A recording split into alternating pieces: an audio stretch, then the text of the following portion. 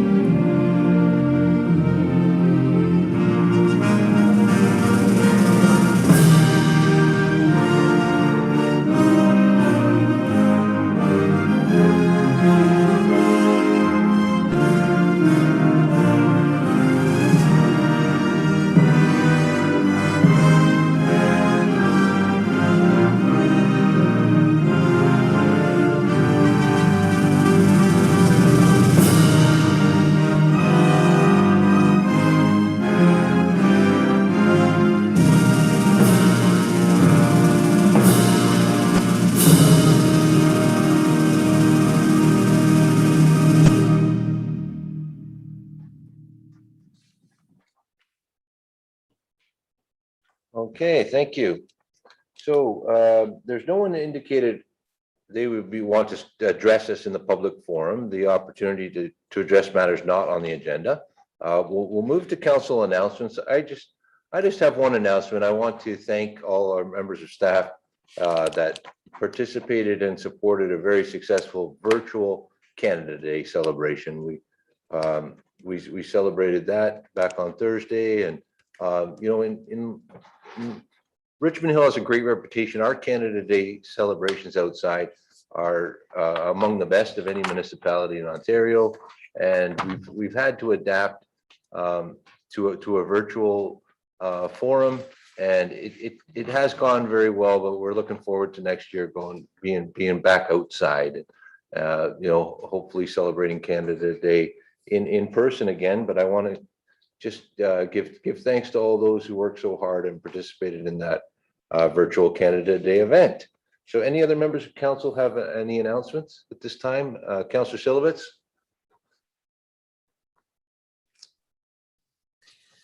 Thank you, Mr. Acting Mayor.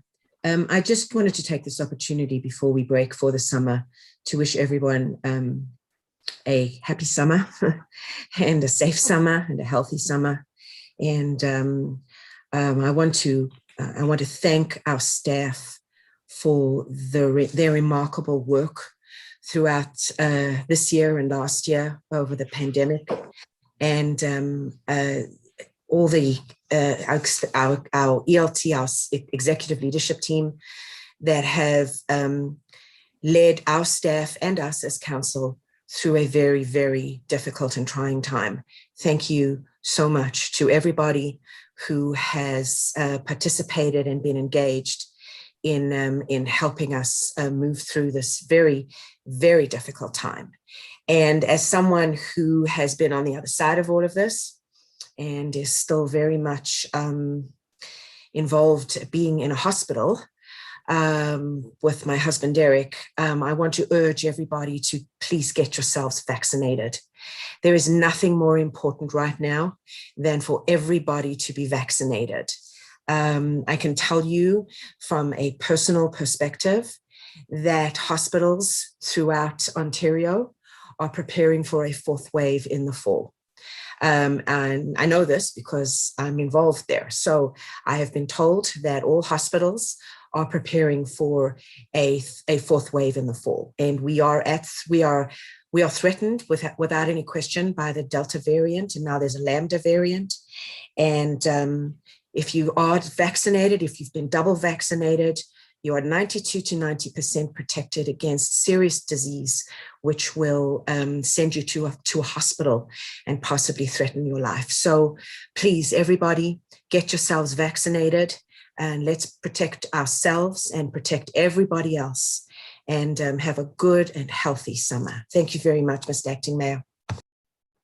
Okay, thank you, Councillor Silovitz. And we're all happy to see that you've survived your own bout with COVID, and we wish your husband all the best in his continued battle there. So any other members? I see Deputy Mayor Pirelli. You have an announcement? Well, thank you. I just wanted to let everybody know that my Enviro Day event became so successful that we went from 1 day to 2 days to 4 days, and good or bad, we have to add another day. What we thought was going to be about 400 to 500 bin exchanges, blue or green, turned out to be around 8,000, and we got another 1,000 in the hopper. So the good news is we're going to extend the Enviro Day event at least one more time, and hopefully this will be the end of it. But I really wanted to thank the frontline workers that made the event so successful. It was truly unbelievable. I mean, Councillor Munch was there every day. Councillor Barros was there every day. Councillor Liu was there every day. I want to thank them for coming up and supporting my event. But most important, I want to thank those workers that worked under Dan DeRuscio and the operations staff. No one had to wait more than 3 minutes for a bin exchange. And we were doing around 200 cars per hour. Unbelievable. It went off without a hitch. Just amazing, an amazing event. And I just want everybody to know that we're very grateful for the work that they do, the frontline workers, and we want to thank them for that. I'm planning a special treat for them all, especially the guys that worked under that blistering heat, and that'll be coming up soon. That'll be more private than public, but I just wanted to publicly thank them here and let the public know that we are extending it. So if you're on the list and you've asked for a bin exchange or compost, we will meet the demand. We got another 1,000 or so, and that will take place in the coming weeks. Thank you. Okay, thank you. Does anyone else have an announcement? Okay, so we'll get into today's business. The first item is the introduction of emergency or time-sensitive matters. Does anyone have any matters they want to introduce at this time? Okay, I see none.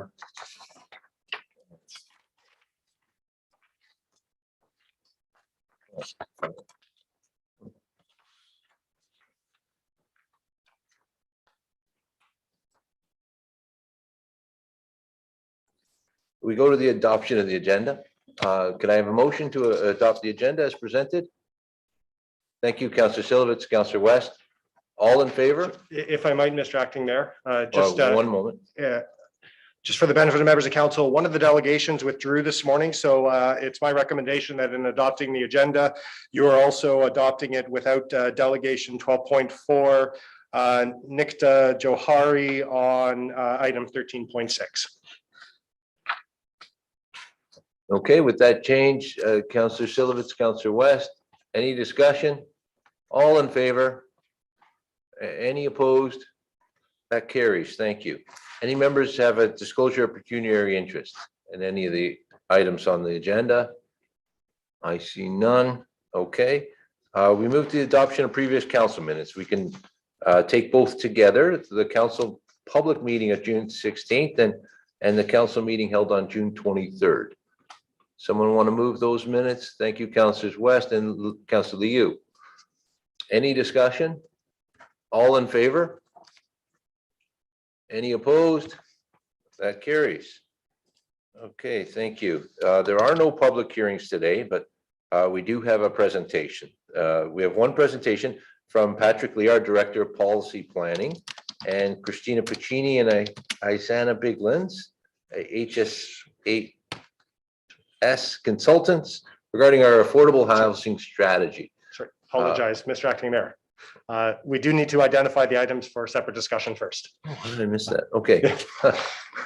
Okay, Mr. Lee, if you could just hold on a second. We're first going to identify items that require separate discussion. Does anyone want to pull any of the items that are on today's agenda?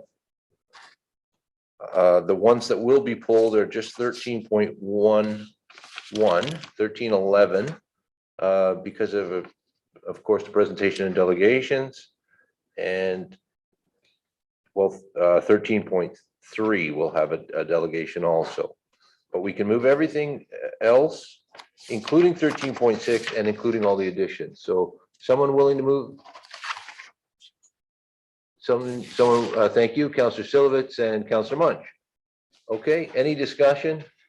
All in favor? Any opposed? That carries. Okay, very good. Now we will move to the presentation by Patrick Lee, our Director of Policy Planning, on our affordable housing strategy. Go ahead, Mr. Lee.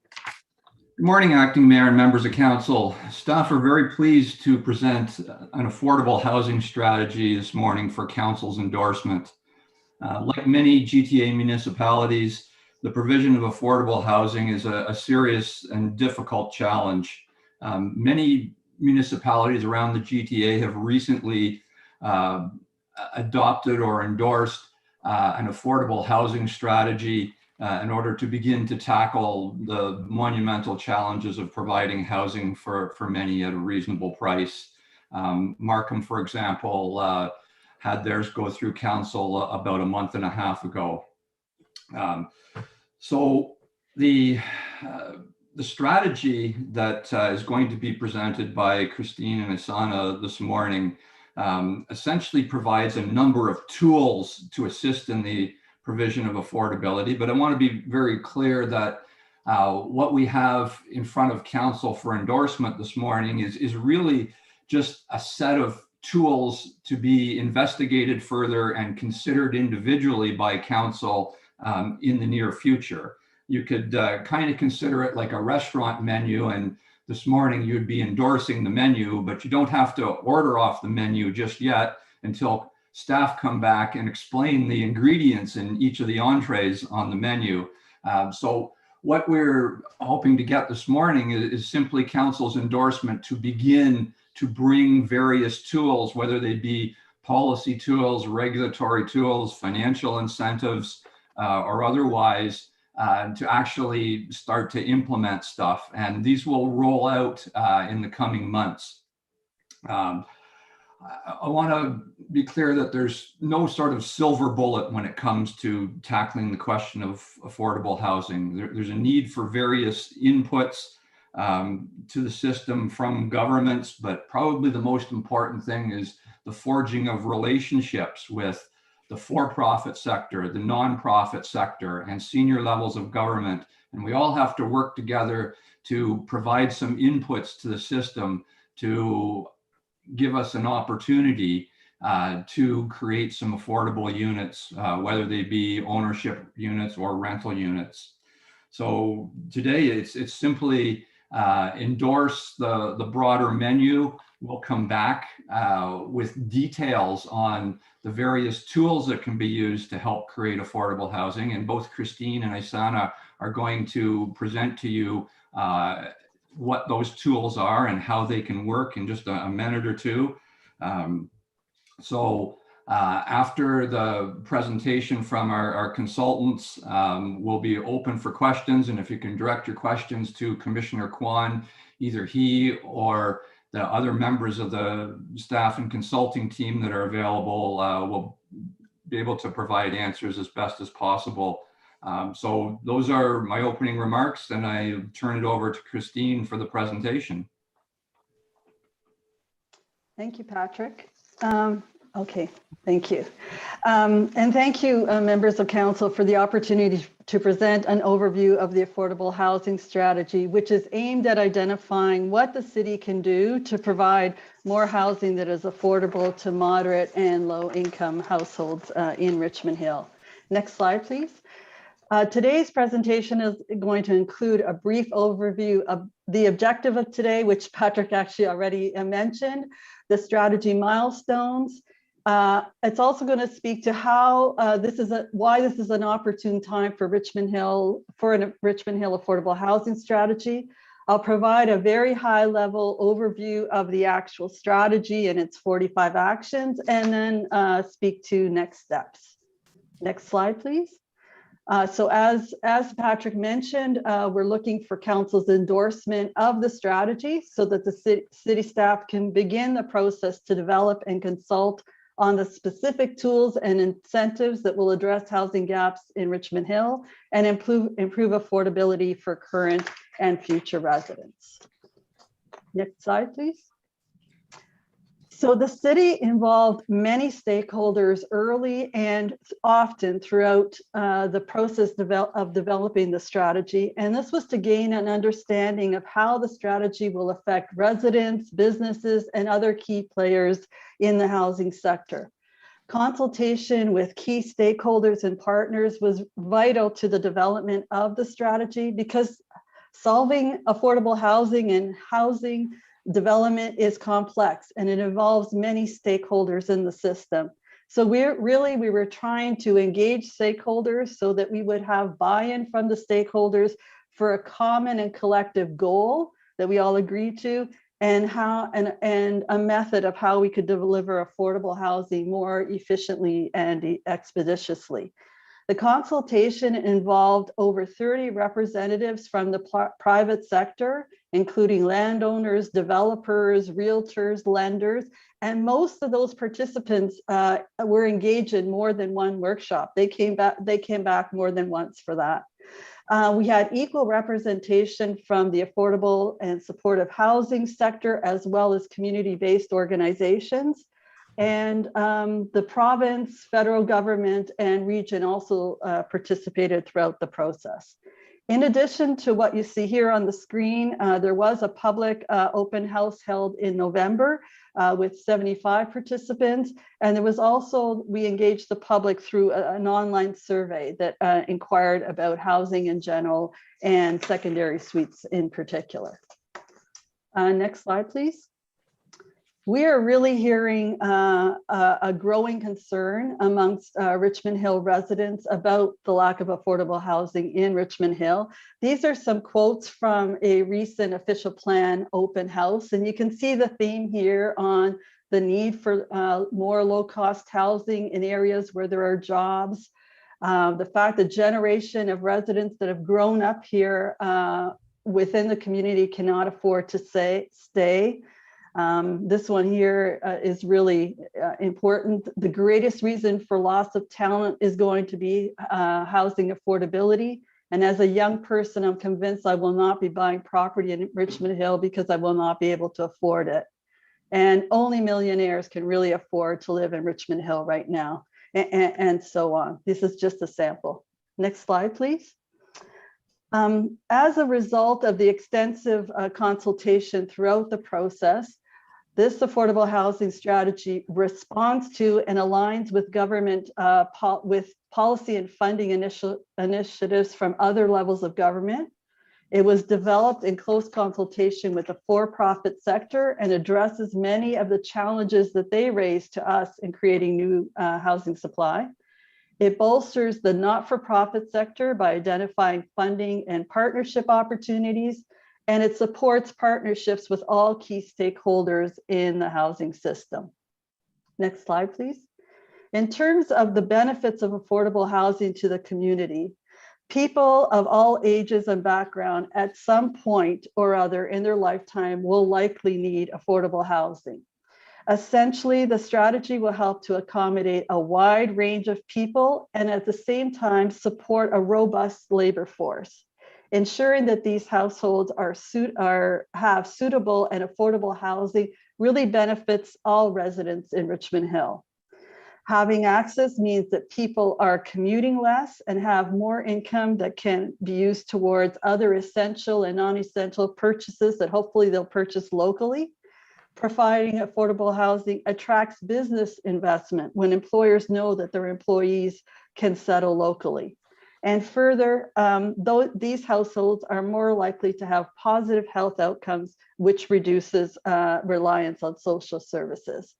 And finally, the affordable housing strategy supports Council's strategic priority for a strong sense of belonging. And this is done by providing more housing options and creating diverse and inclusive communities. Next slide, please. It's actually the region's primarily role, or the region's primarily responsible for addressing housing with deep core need. And the region does this by owning, managing, and administering emergency shelters, transitional housing, and social housing in Richmond Hill and the rest of its local communities. The City of Richmond Hill has a role in supporting the region and other stakeholders in creating more housing options for those in core need. But the city's primary focus through this housing strategy will be to foster development of housing options that are suitable for moderate income households and the higher end of the low income households. And those are the households that are generally not served by the region's programs. Next slide, please. The detailed quantitative and qualitative analysis of the background report that supports this strategy identified some major housing gaps in Richmond Hill. And those gaps were turned into these 4 strategic goals. So the first goal of our housing strategy is to create a range of housing options for seniors to age in place and for younger households to settle in the community. The next major goal is to increase the number of rental and specifically purpose-built rental housing options that are in a good state of repair and affordable to moderate and low-income households. The third goal is to attract new, accessible, and supportive housing options to Richmond Hill that are suitable for seniors and households with a member with a disability or mental health issue. And this is done by establishing partnerships and collaborating with stakeholders. And finally, the fourth goal is to increase the number of ownership options in Richmond Hill that are affordable to moderate income households. Next slide, please. So this slide is a snapshot summarizing all 45 actions that are meant to address those goals. And as you can see here, they are grouped into 7 major categories: implementation oversight, policy and regulatory tools, standard tools, financial tools, land inventory, and capacity building. And really what they represent, as Patrick mentioned, is a menu of options that are available for the creation of affordable housing. Details on many of these tools were presented at the Council Education session on May 4th, and the slide deck providing further detail is available on your Affordable Housing Strategy website. I want to identify that some of these items are enabling actions, and they won't go forward if the enabling actions are not approved or enabled. So, for example, inclusionary zoning will not be able to go forward unless the enabling legislation or action of designated protected major transit station areas goes forward.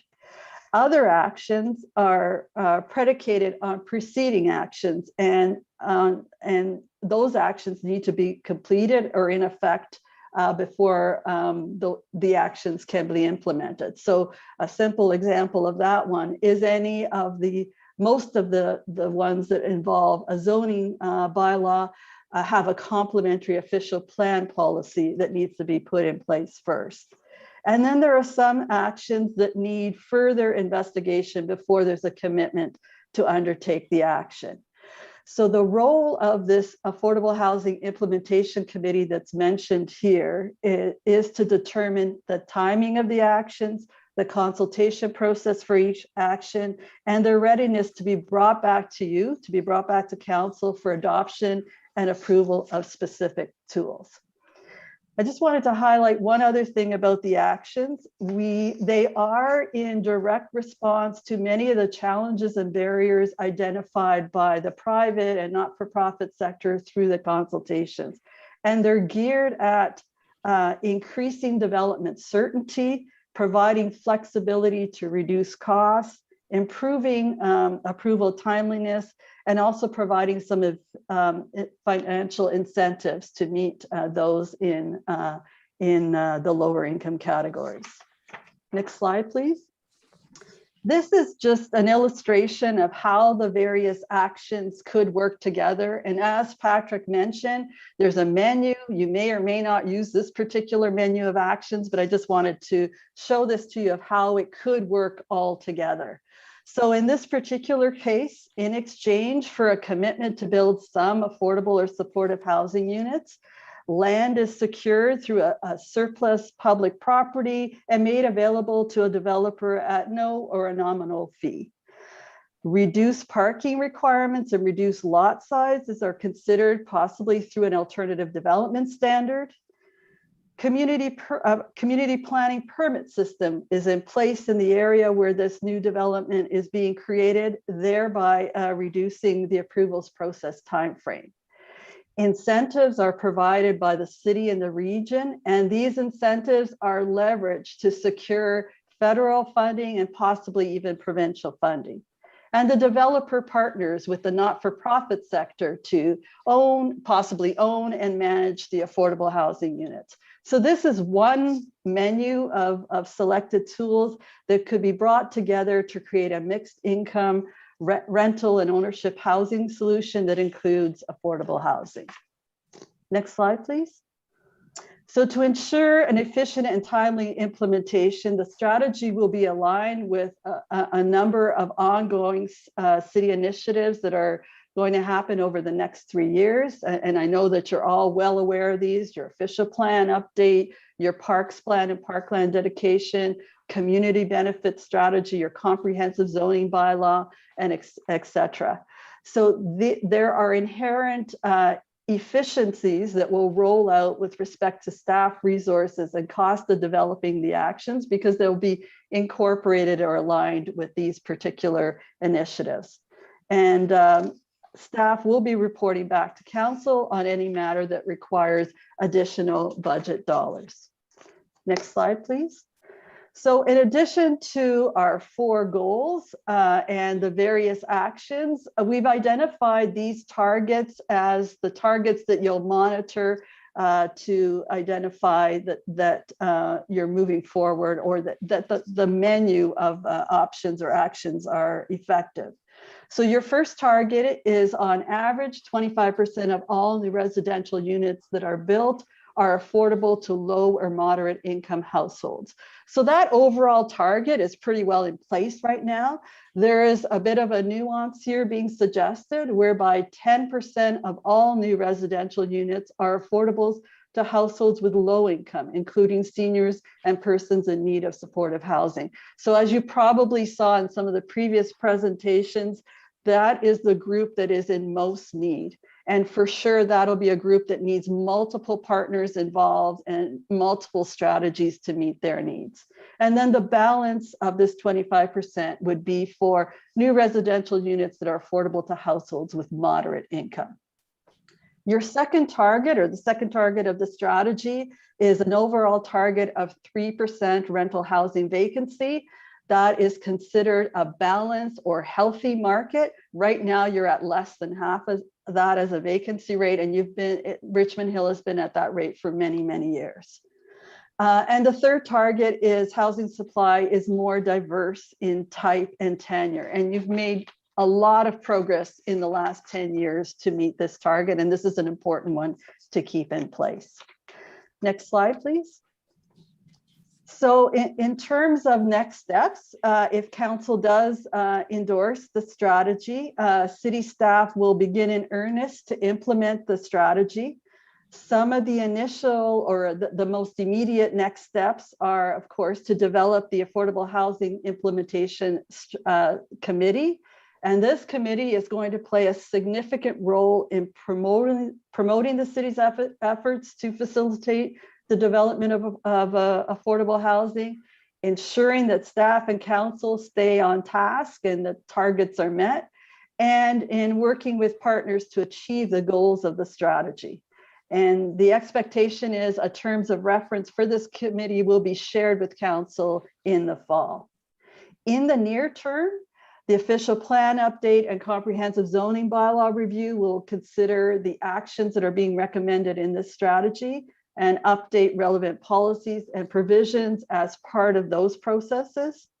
And then there's some other actions that will require further exploration, and their implementation may occur over a longer term. Hopefully next month, oh no, this is already July. Hopefully this month, the staff will be publishing the Handbook for Affordable Housing Development, and that'll be made publicly available. And it's really meant to be the jumping off point for proponents of affordable housing. It will be updated on a regular basis based on any new information received in terms of the various senior government funding programs, new partnership opportunities, and changes to the affordable housing thresholds. Next slide, please. So that's the presentation. Thank you very much for your time. And as you can see there, that's staff recommendation that they would like you to consider. Thank you. Thank you. Thank you very much for the presentation. Increasingly, housing affordability is becoming a real issue for our residents in Richmond Hill.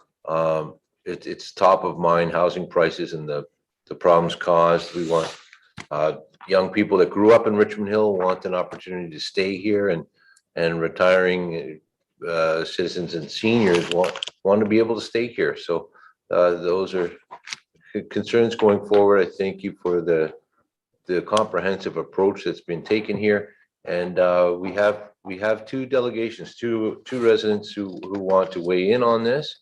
I think we should hear from them first, but you know, if members of council have any questions from the presenters, now would be a time to do that through our planning commissioner. Does anyone have questions? Councillor Silovitz? Thank you, Mr. Acting Mayor. I just have a couple of questions, and I'll gladly bring the recommendations forward when the time is allotted. If I may, could you go back to that slide where you discuss the 7 categories, policy and regulatory tools? Thank you. So under number 2, could you please go through this one by one so that you can explain what that is? I think it's necessary, certainly for myself and for residents out there, to also fully understand this. In particular, I don't know what is meant by multi-tax zoning. So if you could, Director Lee or whomever, just go through that line by line, I would greatly appreciate it for a better understanding. Commissioner? Through you, Mr. Acting Mayor, I will try to provide a higher level explanation. Basically, a lot of these tools are the planning regulatory tools that the city may choose to implement to bring forward affordable housing on a site-specific or on a community basis. So, for instance, the multi-tax zoning, it deals with a range of housing and a mix of housing, which may not be customary to what we have seen traditionally in the past. So whether it's a 4-plex or a 6-plex or some other form of I'll call it less intrusive, infill multi-housing structures. That would be one of the considerations that we would look at going forward in terms of the building typologies to accommodate some additional development in infill areas, as opposed to what we see now are traditional high-rise or larger scale developments along Yonge Street or other major corridors. The other controls, such as the disposition of public housing lands, is an initiative that the region has put forward to ask all municipalities to consider the dedication of publicly owned lands, which have been declared surplus, and then can be deemed to be used for affordable housing as we go forward. As Christine also mentioned, the transit-oriented mixed-use development are core areas where we would have nodal development like our KDAs or the regional center, and we would have a multitude of housing forms there to accommodate the various housing segments that we're also trying to accommodate. So hopefully, and I believe Christine also went through the inclusionary zoning piece as well. There's a lot of work to be done. And I'm sure council is aware of the City of Toronto exercise that they're going through. And it's a very complex issue regarding the communities they're involved with, the imposition of specific standards on developers and applicants to provide housing on all residential projects. And all of these tools will be looked at as we move forward as part of the operational framework to accommodate affordable housing as we move forward. Thank you very much, Commissioner. Just if I may follow up with a question to you, Mr. Acting Mayor. Again, going back to that gentle density and multi-tech zoning, thank you. I better understand it. But my question is, I'm sure in other wards as well, but specifically in certain areas of Ward 5, there's been quite the outcry about infill development and what it means to existing established neighborhoods where pieces of land are bought and the old house is demolished and a new larger house is built. And that is creating multiple levels of consternation amongst current residents. So how are we going to deal with that's one side of it, where you're putting up the builder or developer is putting up a much larger house and much more expensive house. So this is the other side of it. How are we going to deal with our existing current residents if a developer comes in and say amalgamates some land and then under this strategy wants to build some gentle density multi-tax zoning housing within an established community? So you will be building smaller houses, I would imagine, to make it more affordable and rent and possibly rental. And so how are we going to deal with our residents who are already concerned about the proposition of infill development within their current established neighborhoods? Commissioner Kwan? Through you, Mr. Acting Mayor, that's an excellent question and quite relevant to the circumstances in Richmond Hill in particular. As we all know that we've had a long history of ensuring compatibility of new house forms and protecting existing communities and neighborhoods. So this is the notion here of having gentle increases in density or multi-tax zoning does not necessarily imply that we would do this across the entire city. And it will start with an analysis through the official plan update as to what are the relevant policies, land use policies to govern the imposition of the specific zoning to allow these opportunities to take place as we move forward. So and of course, there's a variety of neighborhoods within the city, which all have a unique character, and then we will be sensitive to that. But it will start with an official plan analysis as to the relevant policies that may be applicable to all existing neighborhoods or specific neighborhoods. And then that would ultimately lead to the imposition of zoning standards to implement those policies.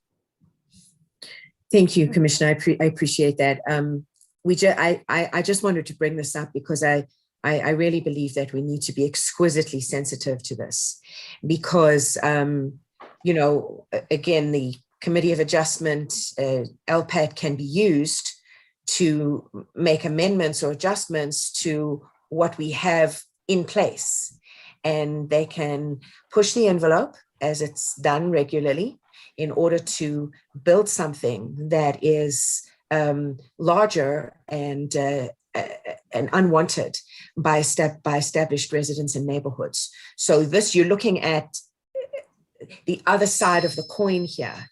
And I believe it could create a lot of concern amongst some of our neighborhoods. So I just wanted to, I appreciate that explanation, I really do. And if our staff could be extremely sensitive to that when we put in place policy, I do believe that's something that must be considered.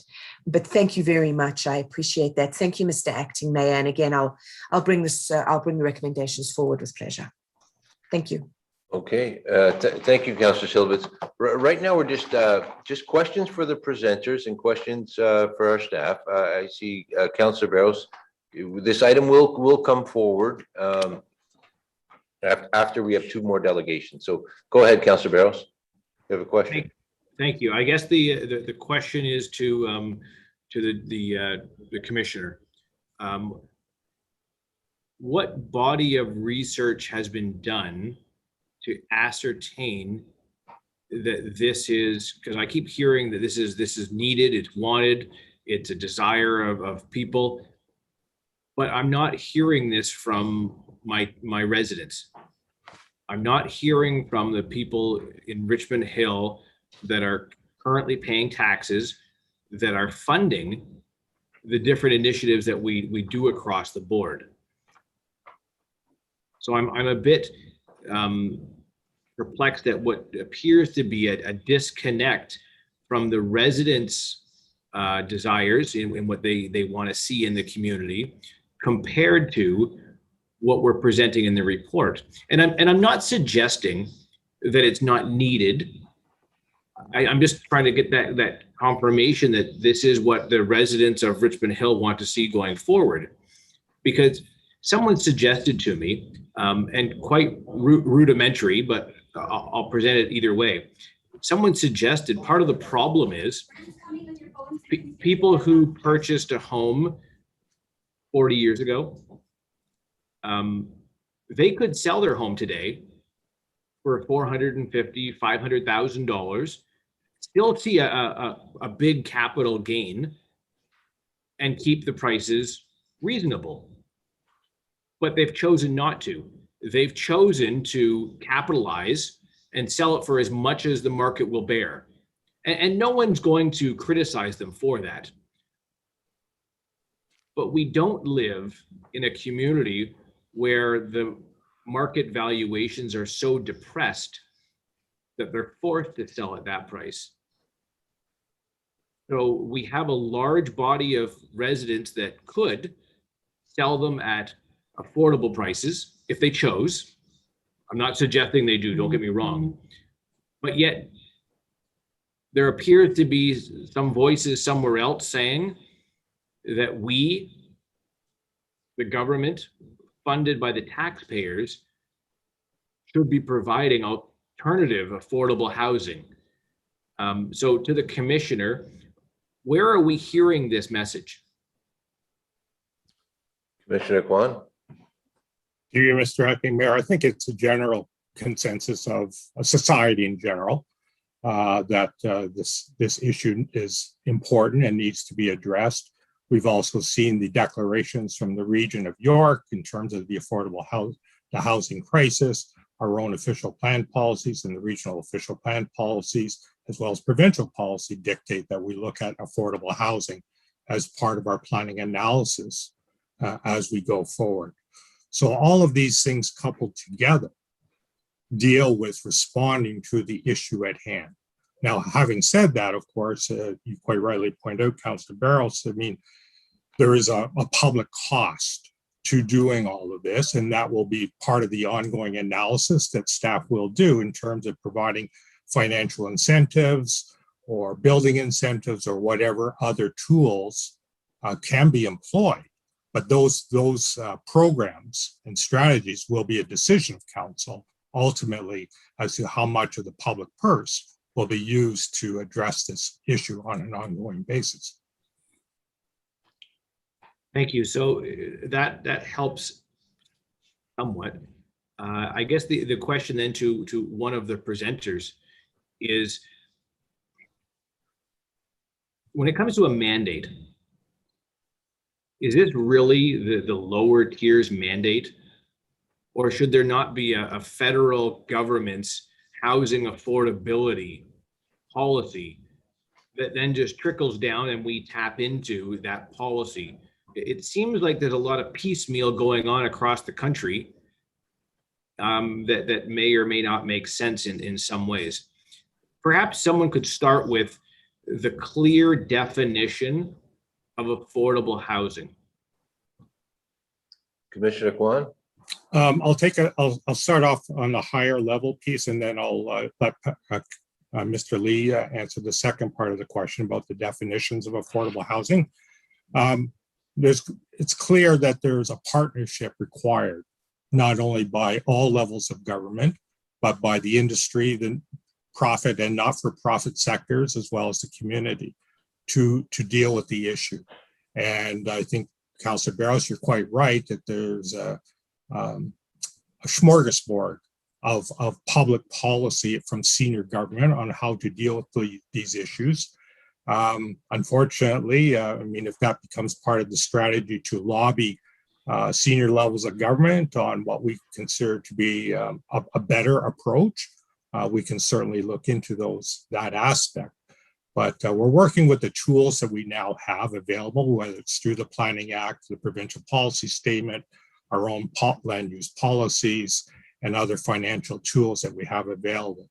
But certainly, I think you're quite right in identifying that everybody is involved at all levels of government, as well as the community groups that provide and use the affordable housing. So I'll let Mr. Lee reinforce some of the comments that were made during the presentation regarding the definitions. Thank you. Through the chair, just to sort of follow along on what Commissioner Kwan was speaking about in terms of what we've heard and why this is important. As you're probably aware, city staff have been undergoing numerous public consultations with respect to our OP update. And one of the things that we've heard in almost every one of the sessions was that there's a need for affordable housing. You know, my kids can't stay in Richmond Hill. I'd love them to stay in Richmond Hill, but they have to move to Keswick or Aurelia or wherever it might be. And the other big thing that we've heard, particularly through a session we had on employment lands and economic development, is that employers here in Richmond Hill are challenged, like they are in other parts of the GTA, to get employees, because the employees have to come from quite a distance to get to work because they can't afford to live in Richmond Hill. So there's a definite need there. I'll get to the question now of the definition of affordability, and I'm going to ask Christine to chime in if I'm not quite technically correct here, but the definition first started at the provincial level back in the late 1980s, and it's remained roughly the same, and it's to target the 60th percentile of incomes in a community such that they don't have to spend more than 30% of their income on housing. And a lot of us do spend more than that, but we're pressured once we do that.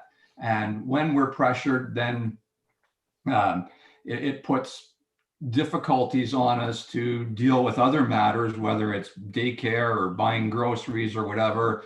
And the good that comes out of living in a unit that's affordable is that you have more disposable income at the end of the day, and then you can go out and buy local goods and services and go to restaurants, and that helps the broader economy. So that's the essence of the definition of affordability. I'd just like to turn it over to Christine just for some validation of what I've just mentioned.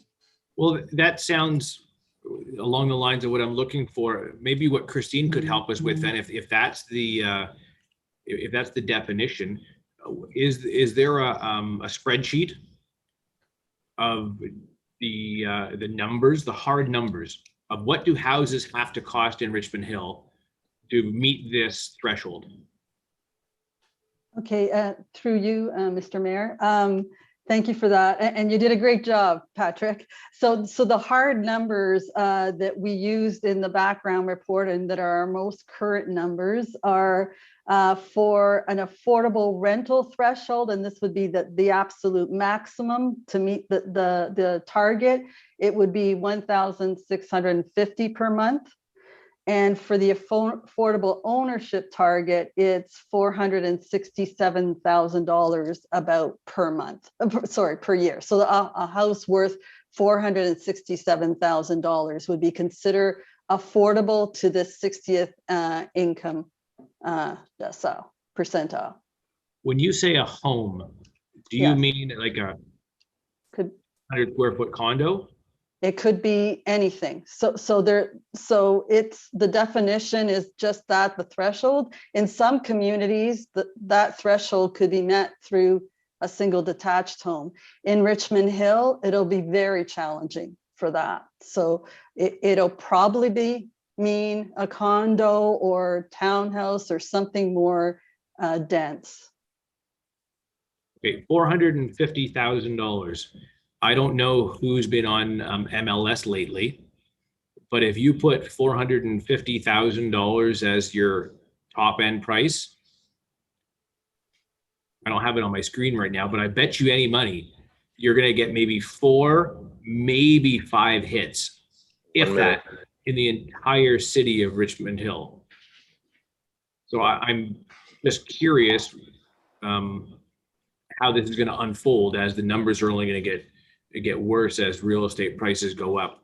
I just bring all this forward because I want to be realistic with people who are following this, that there is no there's no magic wand here. You know, we say affordable, and you know, I really do struggle with what we can do for the public, and I don't want to set the expectations that all of a sudden, you know, Richmond Hill is going to become this euphoria community where people are going to buy single family homes, you know, near Councillor West in the Mill Pond area for $450,000. I just don't see it happening. That's all my questions for now. Thank you. Okay, thank you, Councillor. Councillor Munch and Deputy Mayor Pirelli, you have questions for the presenter before we bring the item forward. Councillor Munch. Thank you. Can we please have some clarity? I'm going to go back. Thank you to Councillor Barros. I had some similar questions. Is there a difference between housing affordability and affordable housing as it relates to the study? I believe there is. Commissioner Kwan? Through you, Mr. Acting Mayor, I'll start off, but I'll let Mr. Lee jump in here. Yes, there is a difference, that the two terms are not exactly the same. But Mr. Lee could elaborate if you wish, Mr. Munch. Thank you. Through the chair. So affordable housing would probably relate to a unit that is affordable, that meets the definition that I just spoke to. Housing affordability is probably more of a general term in relation to, say, a municipality that, you know, Richmond Hill or Markham or Vaughan don't have great housing affordability. And affordable housing is a unit that sells or rents at a price that people can afford. And hopefully that's sort of helpful. You know, the one speaks to the unit, the other speaks to the sort of general level of affordability in a community. And that's the only difference. if I may, through the chair, Christine, can you please give me your definition as the consultant of what housing affordability and affordable housing is? And I've got supplemental questions from other levels of government and Statistics Canada.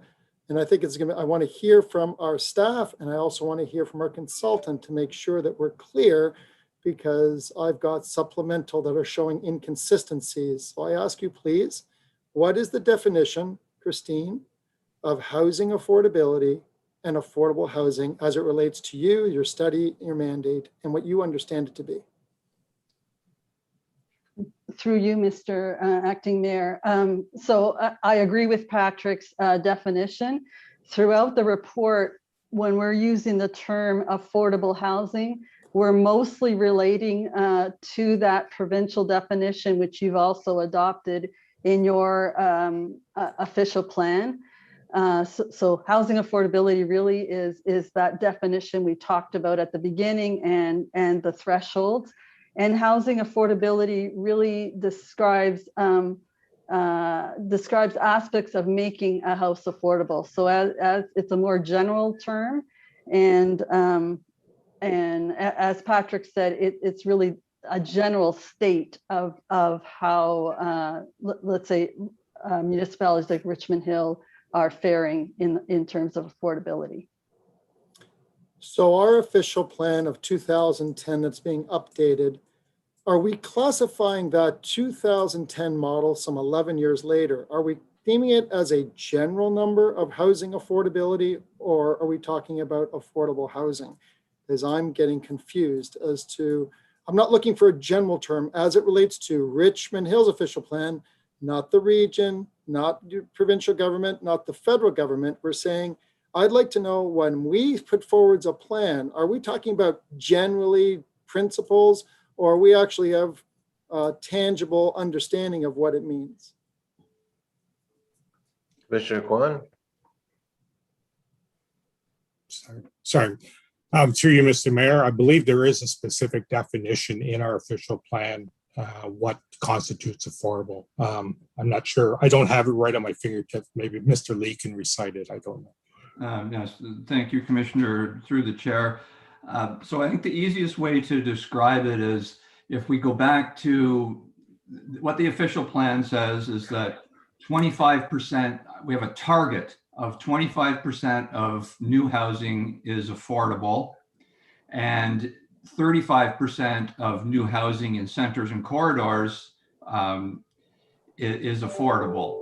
And so if we look at today's affordable price that Christine mentioned, $468,000, then the idea is that 25% of the new builds in Richmond Hill, our target is to get them at $468,000 for this year's price. Next year's price might be something different, higher or lower, but that's our target goal. Okay, so if we're saying as a municipality that we want our product to have 25% at $468,000 selling price, what type of product would that be? Yes, thank you for that question. So by and large, what we've been seeing, units that have been meeting the price point have been bachelor and one bedroom apartments. And there have been some years, 2015, 2016, 2017, when we've had a lot of condo apartment completions with bachelor and one bedrooms. We've actually been meeting the target. The last few years, less so. So the unfortunate part is that not everyone fits into a bachelor or one bedroom apartment unit. If you've got 3 kids, obviously that doesn't work well for you. But what we've tried to do, and what the province has tried and what the region has tried, is to have a realistic target. And without a doubt, when you're sort of starting out in life, that's when you have the greatest amount of challenges with affordability.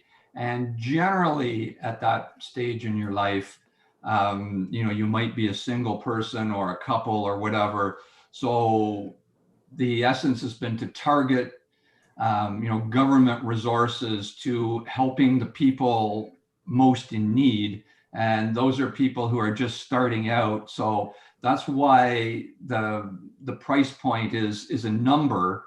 And unfortunately, the number just relates to bachelors and one bedrooms, but the people that inhabit those units tend to be those who are in greatest need because it's early in their lifespan. Okay, so for the sake of clarification, so if anybody disagrees, so we're not having a problem with language. So just want to define language. So housing affordability and affordable housing. If we can say that affordable housing is the responsibility of the region predominantly, do we agree with that or disagree with that? Well, I think that affordable housing or housing affordability.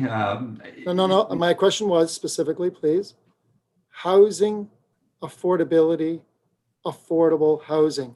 Affordable housing, my question is predominantly the responsibility of the region and York Housing. Do you agree with that or disagree with that? I disagree with that. It's a responsibility of all levels of government.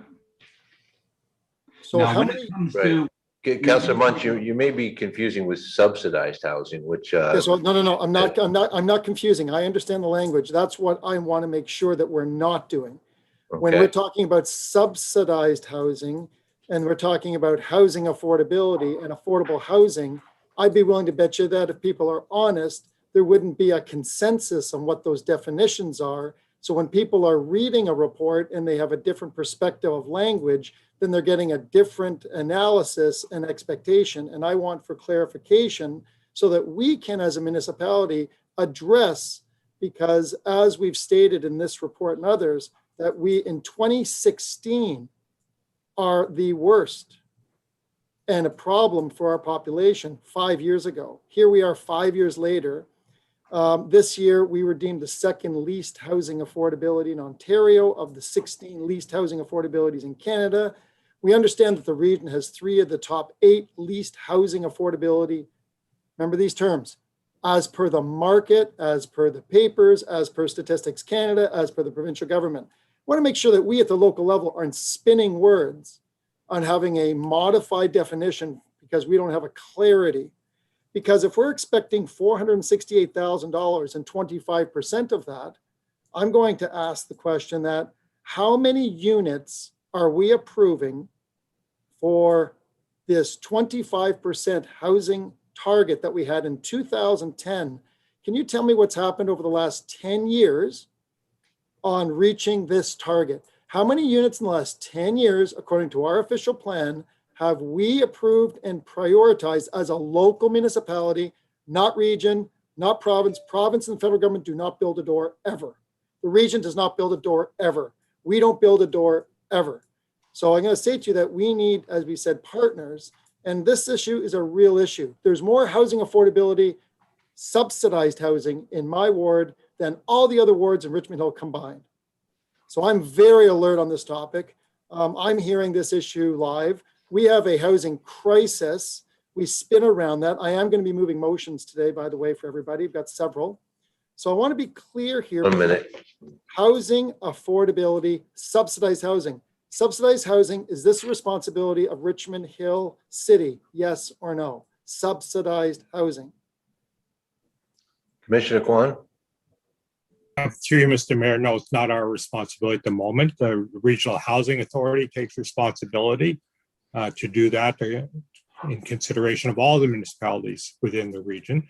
I will, however, I acknowledge your comments, Councillor Munch, and certainly our subsequent reports will provide the clarification for everybody to ensure that we are all talking about the same terminology and using the same benchmarks and frames of reference on the strategies regarding financial incentives and typologies and whatever other planning tools we use to address the affordable housing situation.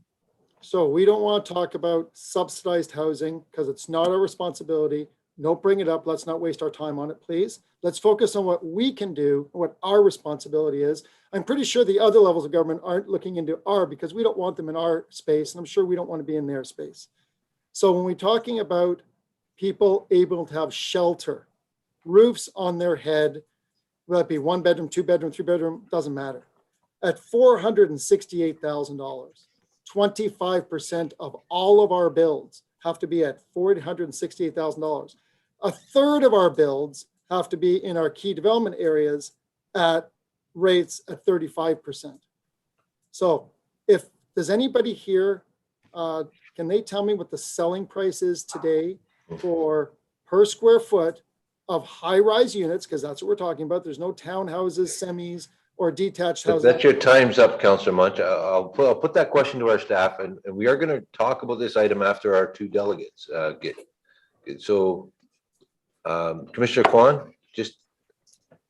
Through you, Mr. Mayor, just a short answer. Right now, it's a very good question, Councillor Munch, and certainly that will form part of the framework for the ongoing analysis of what the thresholds for unit size, distribution of units across the city or specific locations within the city, and whatever other public policy instruments we want to use to ensure the provision of housing to meet those thresholds.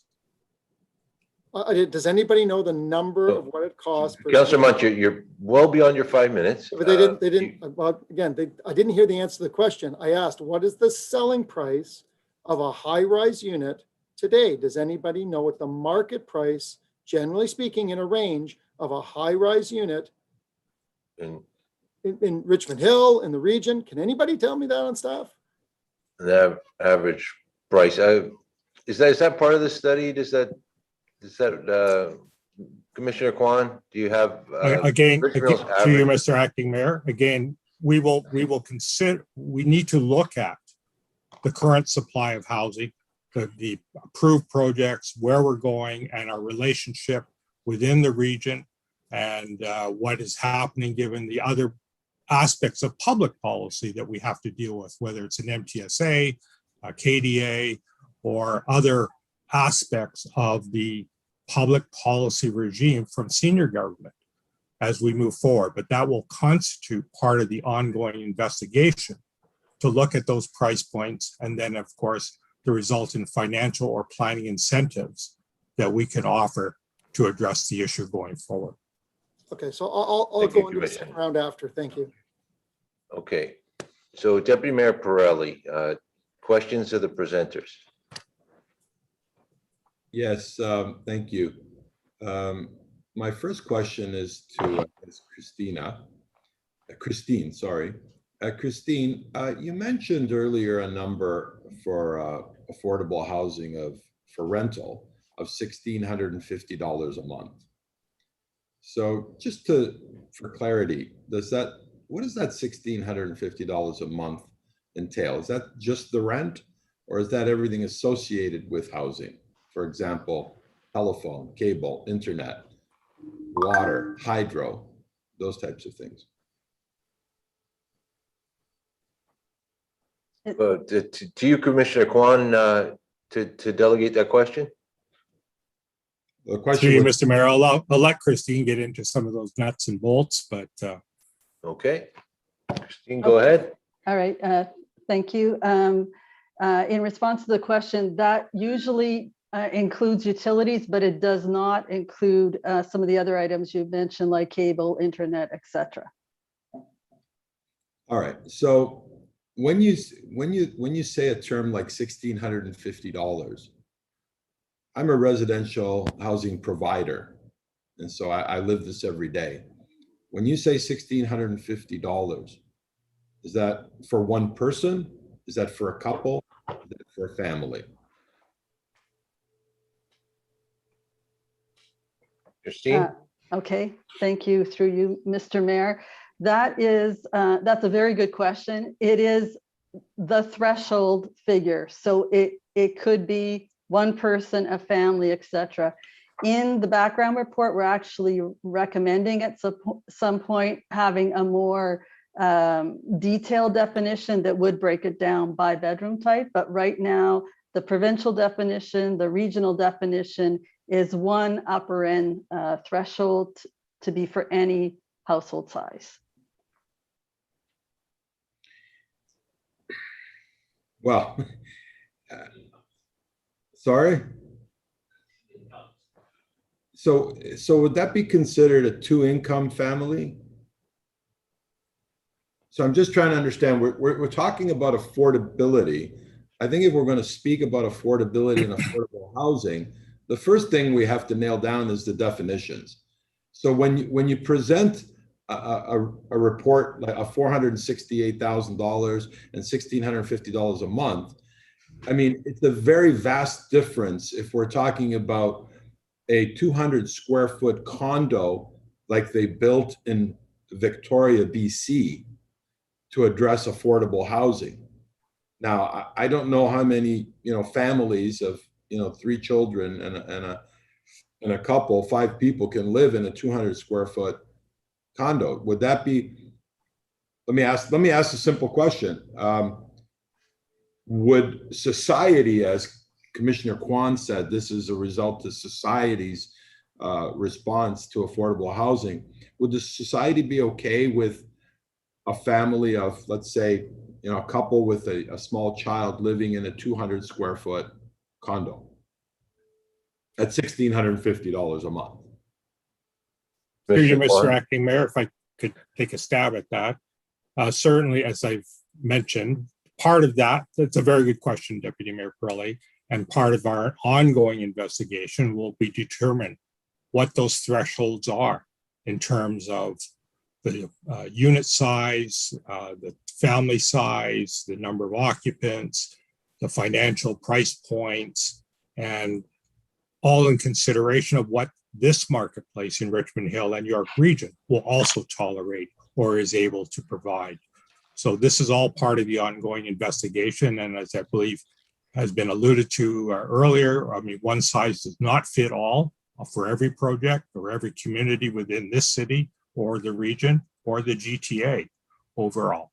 So it is part of the ongoing investigation to look at those thresholds using the baseline criteria that Christine's already identified as a starting point for measuring and determining what those thresholds are ultimately.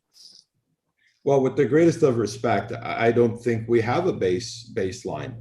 If we don't have a proper definition for what's affordable, because $1,650 doesn't even answer the question. Is it for one person? Is it for a couple? Is it for a 200 square foot condo? Is it for a 3-bedroom condo? Is it for a rental apartment building? I mean, It's based on household income. So a household has that much to put towards a unit households with the greatest based on the 60th percentile of earner. households consist of one person, 2 people, 3 people, 4 people. Which one does it apply to? Maybe if I can provide some clarity. So the $1,650 per month is per household, and the challenge is that Okay, if let you're me interrupt you there. Then what's the definition of household? well, Statistics Canada has a definition of household, and I believe, and I don't have it in front of me, but it's sort of a group of people that live together. So, if you're $1,650, that probably gets you a bachelor or 1-bedroom apartment. And if you're a 1-person household, you've got lots of space. If you're a 5-person household, you probably don't. Oh, okay. So again, we're back. We're going in circles here. I think in order for me to feel comfortable with saying to staff, please go ahead and do further investigations, I think the very first order of business is to get definitions for all of these terms that we're using, because we're throwing out terms and we really don't know what Christine or Asana or anybody else is going out there and trying to gather information for. Because $1,650 for household income, well, in my household, 1 person works. There's 2 people, 1 person has a job. Like, I'm using that as an example, for example. Does that mean 2 people have to work in that household? Because I can tell you right now, if 2 people work in a household, $1,650, is affordable. If it's one person and you work at minimum wage, it's not affordable. Let me wrap up with this. So I think in order for us to move forward, the next order of business before we investigate anything is I would like to see a definition for all of the terms that Councillor Munch brought up and all of the terms that I brought up, a detailed definition, because we can't go and investigate these general rules when we don't have the details of what a household consists of. Is that one person working? Is that two person working? 1650, is that 200 square feet or is 800 square feet? Because people are going to come and say, well, I'm underhoused. You can't put me at, me and my spouse in a 250 square foot unit. That's not affordable. And the last thing I want to say to my colleagues on council is this. I don't believe that the municipality, as Councillor Munch was alluding to, this really isn't something that the municipality can do. We can only make recommendations, lots of recommendations. 1 minute. I believe it's our mandate. And what I do believe is that anything that I've heard today from staff all leads to one definition, and that's subsidy. It doesn't mean affordable. I've heard everything is tied to a financial consideration. Anything that we can do in terms of giving a discount, either for the land or the taxes or the DCs or anything like that, this speaks to subsidized housing, not affordable housing or housing affordability. And that is the mandate of the province and the regional government. It's not the mandate of a municipal government to find ways to make it less expensive for people to live in Richmond Hill. We don't control that, as Councillor Munch stated. We don't build condos. We don't do that. And when people, further to Councillor Barros's comment, is that it's hard to tell people you've invested. Time's up. Let me finish my statement. You've invested in your largest investment, which is your home, and after 25 years or longer of paying it off, you want to reach your maximum financial potential. And everybody wants to do that. And when they do, it doesn't help because it's contradictory to making things more affordable. So again, before I would support moving forward, I'd like to see definitions to all these terms that are being thrown out. Thank you. Okay, thank you. I think we got all the terms are clearly defined. In fact, to the dollar, they can tell us what the 60th percentile earner can afford, both monthly and in total cost. If the average earner in Richmond Hill could afford $3,000 a month or 1.5 million to buy, we wouldn't have a problem. But we do. The price point is where it is.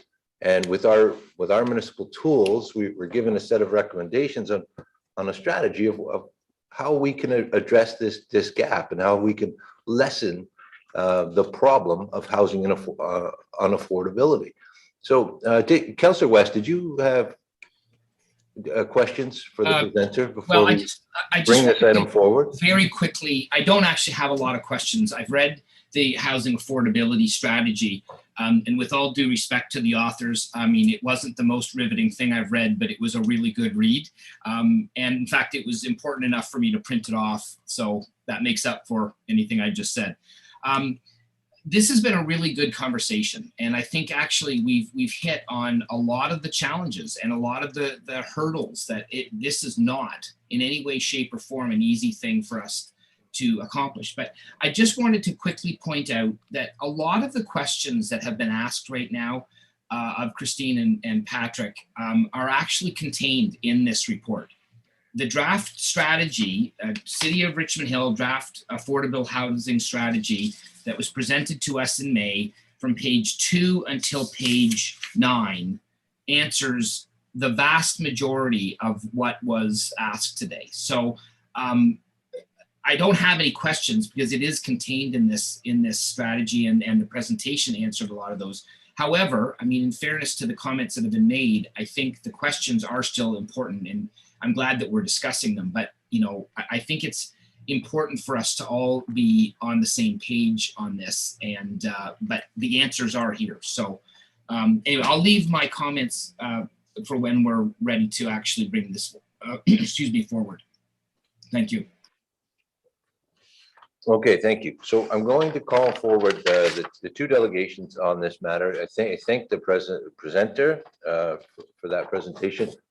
Councillor Munch, you're going to be able to speak to this issue when it comes forward. I just had one round of opportunity for questions there. So Ms. Janice Dawson for 96 Main Street South. Sorry. Kathy Mackey first. I'm sorry. Kathy Moknacki is first from Home on the Hill Supportive Housing regarding the affordable housing strategy. I'm sorry, Kathy Moknacki. Go ahead. I got you on the list, Deputy Mayor.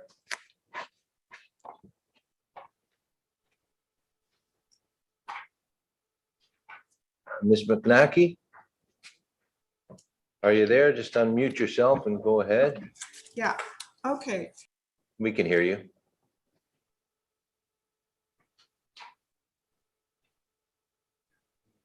And now we can't hear you. I think you've muted yourself, Ms. Moknacki. Okay, go ahead. Good morning, Acting Mayor, DePaula, and councillors. May I have the first slide, please? My name is Kathy Moknacki, and I am the chair of the board of Home on the Hill Supportive Housing, which is celebrating its 10th anniversary this year and was developed by the Richmond Hill families of people affected by serious mental illness. Home on the Hill is grateful that the affordable housing strategy includes references to the need for affordable housing, and the various strategies set out to encourage developers to collaborate with nonprofit groups like Home on the Hill. The need for supportive housing is urgent, as there are approximately 6,000 to 9,000 people living in Richmond Hill with serious mental illness. Many living with aging parents, and after we parents die, we wonder what will happen to our kids. It is most parents' nightmare. We have a small housing program run by Maggie Valther offering 5 supportive housing beds, which takes place in the manse of the Richmond Hill United Church and the Richmond Hill Community Hub, which is overseen by the Region of York. Over the years, Home on the Hill has appreciated the substantive support from our faith community and groups such as the Richmond Hill Hall Charities, the Richmond Hill Rotary Club, the Royal Canadian Legion, and the Richmond Hill Lawn Bowling Club, to name a few. We are also grateful for the support from Mayor Barrow and significant support from some members of this council. We are very proud to be a Made in Richmond Hill housing initiative. As many of you know, deinstitutionalization of those with serious mental illness happened a number of decades ago as the institutions were emptied. But measures to support these former residents in the community failed, as we witnessed many mentally ill homeless on our streets, in our homeless shelters, and in our prisons. The luckier ones managed to be housed in organizations like Homes for Special Care. Many of these residences can be found north of here in Newmarket and up in Regina and in the surrounding country, where they are out of sight, out of mind. My son was in one of these residences. He lived together with 19 other residents with very little to do each day. Deinstitutionalization simply resulted in the reinstitutionalization of many of our loved ones in such homes, which are referred to as custodial housing. Next slide, please. Supportive housing, on the other hand, offers our tenants rehabilitative activities like art, exercise, and recreation. And next slide, please. And sports.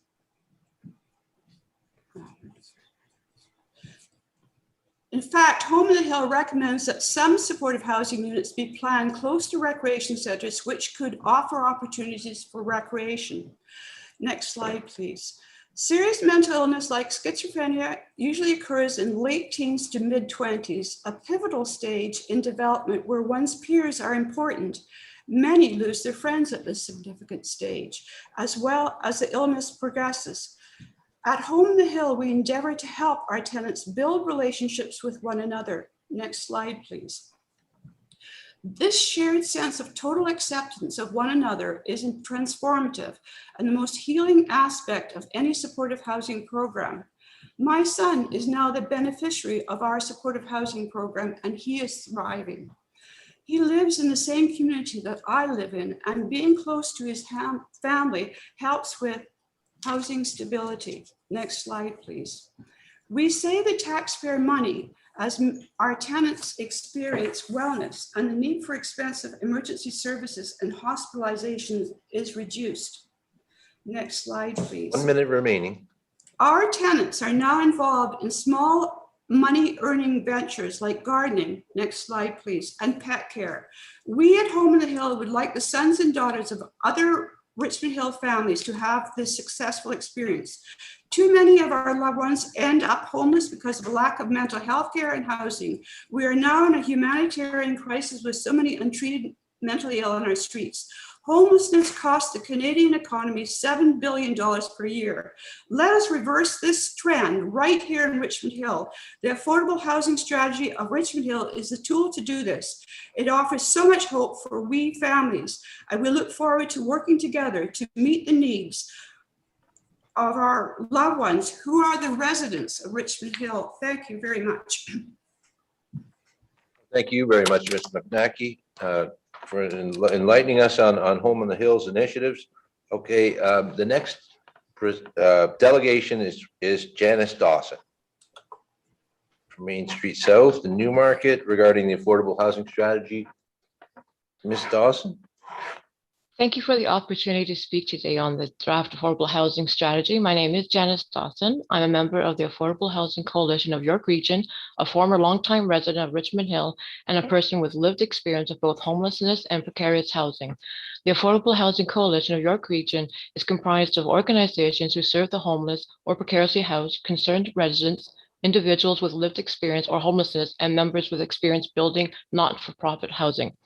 We promote and advocate for housing as a human right, share information and resources necessary to increase safe, affordable housing options, facilitate capacity building and networking among coalition members. I come to you today with a mix of concerns and optimism of what can be done in Richmond Hill to address the shortage of safe, legal, affordable housing options as presented in the strategy. While we applaud the National Housing Strategy and the Declaration of Housing as a human right, we recognize that much of the work required to create affordable housing must happen at the municipal level.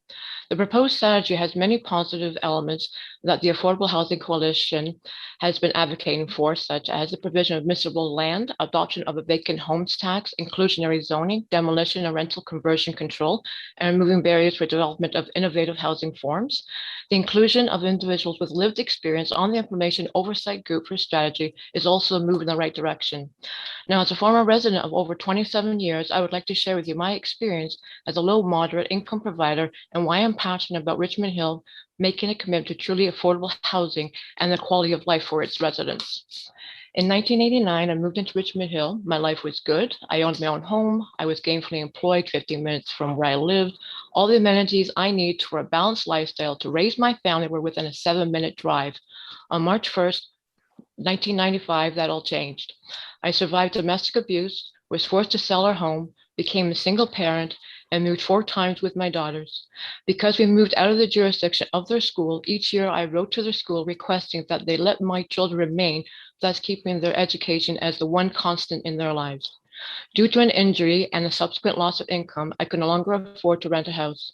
I downgraded twice. This displaced both my daughters during the university years. I hardly saw them, and it was devastating for me. During this time, I became one of the hidden homeless, as I couldn't find a safe, affordable, suitable place for me to live in Richmond Hill. December 1st, 2016, I sat in my PT Cruiser, completely homeless. My only concern was that I could park my car to sleep at night. I managed to get into a shelter in Newmarket, and to this day, I've been precariously housed and displaced from the place I raised my children, my home. I'm now on ODSP, and I'm horrified that for the 40 years that I paid into a system that was supposed to be there for me when I needed it, but my ROI is only $497 a month for shelter. I am not alone in this situation. I am not the exception to the rule any longer. A growing number of low-income individuals and families find themselves in similar situations through no fault of their own. The social, emotional, and physical toll that it takes on people to live precarity this way is immeasurable.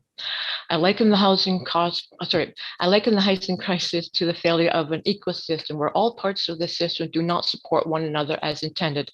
We're in this position today because our system is out of whack and is not focused on ensuring that everyone has a safe and affordable place to call home. Although the housing strategy is a step in the right direction, I had trouble getting past the first page when I read the purpose of the strategy is to provide housing that is affordable to moderate income households in the cities. This will leave me and others like me displaced, homeless, and out in the cold. I'm also concerned with the definition of affordable housing used in this strategy. The Affordable Housing Coalition endorses an income-based definition based on 30% of average income. This is the same definition that Richmond Hill strategy uses for home ownership. However, for rental homes, the strategy changes and defines affordability based on average market rents. Using the market rent definition results in an affordable rent being $1,650 per month, which is actually unaffordable to any family earning in at less than $66,000, which is in fact half the people in Richmond Hill. In closing, we propose that the Richmond Hill Council adopt the affordable housing strategy with an urgent focus on the following. Establish a vacant homes tax to discourage speculation, add more housing to the market, and raise funds to direct back to the building of truly affordable housing in Richmond Hill. Make municipal land available for affordable housing in accordance with the Region of York's motion from this February that each municipality make 2 acres of land available every 5 years for affordable housing and partner with nonprofit organizations applying for the CMHC funding in order to build units quickly for priority populations. The main barrier standing in this way is access to land. When defining the affordable means, be consistent with your definition of affordable home ownership by defining affordability as 30% of income. Increase the percentage of units intended for people with low incomes well above 10%. Thank you for your time today. Thank you very much, Ms. Dawson. That's a very enlightening presentation. So with that, Councillor Silovitz earlier wanted to bring this item forward. Thank you. And can I take that you're moving the recommendations in the staff report, Councillor Silovitz? Thank you. Okay, is there a seconder for that? Thank you, Councillor West. And Deputy Mayor Pirelli and Councillor Munch want to speak to this. Deputy Mayor Pirelli. Thank you. Yeah, I was hoping a second round for questions. I see Christine is still here. Great. Christine, it was stated by Acting Mayor DePaula that all the definitions are there for us and there's complete clarity, very different than what you and Patrick Lee and Commissioner Kwan stated. So I just want for the record, do we have the actual definitions as stated by Acting Mayor DePaula on what the $1,650 is for? Is it a 200 square foot unit or is that 1,800 square foot unit? Commissioner Kwan, I mean, can you, are you there? I don't know how you want to delegate that out, but it's. All right. Okay. Through you, Mr. Acting Mayor, I'll take a high level stab at it. I think perhaps my interpretation of the confusion is that. Hold on, man. Allow me to interrupt. First of all, I don't like the use of that word you used. So I take offense to that. I really would appreciate if you wouldn't reference stabbing when you respond to questions. My apologies if I've offended anybody, but I don't think that's an appropriate term to use. Secondly, my question was one of clarity. And my question is that it was stated by Acting Mayor DePaula that all of the definitions are there, but that's not what I heard from Christine and all the other staff members, that we don't have a clear definition of all the terms. So I'm asking for the record, what is the definition of a $1,650 a month affordable rental? what size of a unit is that? It's not a particular size of a unit. That is how much money the 60th percentile income earner in Richmond Hill has to use per month for their rent.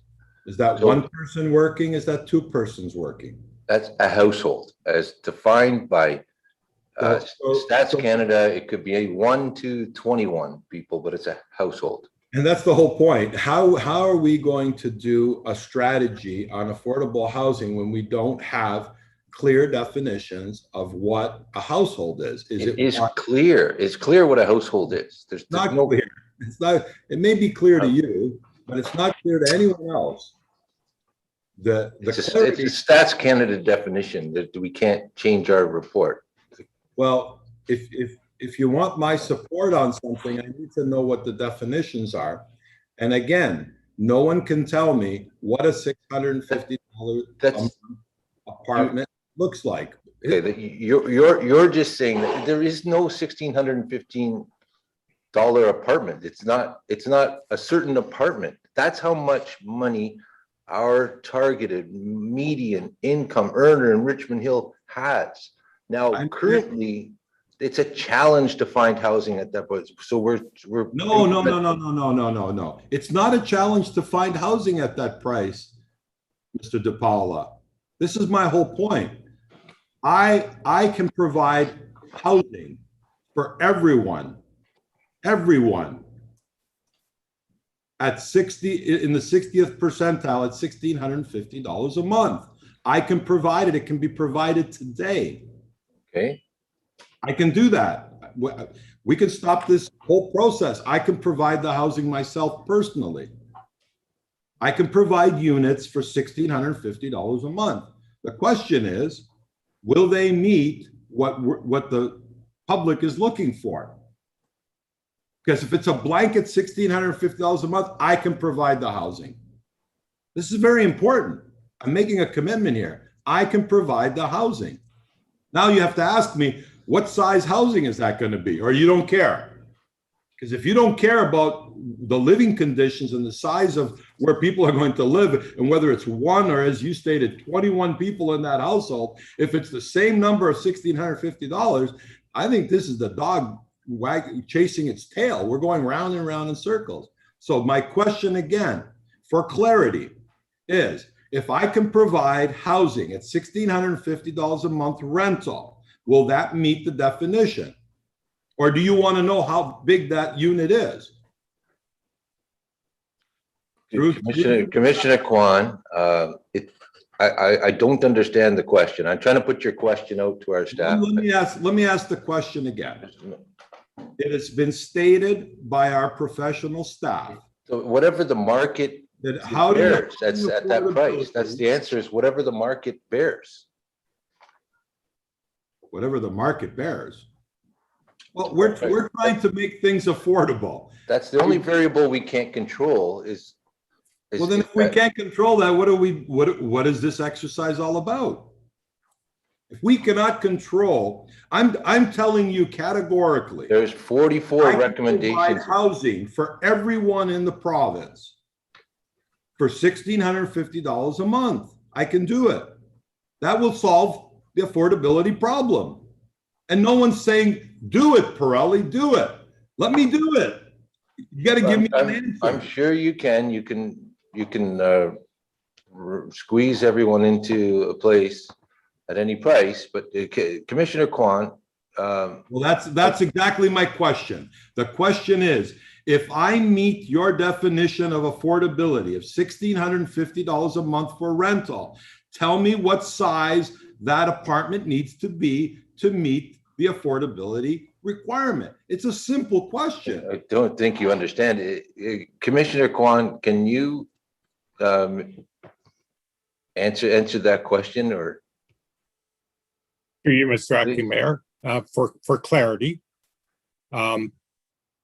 Councilor Pirelli is quite correct, but what I had tried to say earlier was that the figures and facts and baseline information that Christine and Patrick had provided earlier serve as a starting point for making a further assessment as to what is viable and appropriate for Richmond Hill and the region overall. So as per recommendation, thank you, Mr. Acting Mayor, you brought up the topic of the recommendations contained in the staff report and the strategy. And action number 2.5 on page 459 of the council's agenda clearly identifies that as an action item to provide a clear definition in our ongoing policy review of the official plan and zoning bylaw to look at what those thresholds mean for Richmond Hill. Thank you, Commissioner.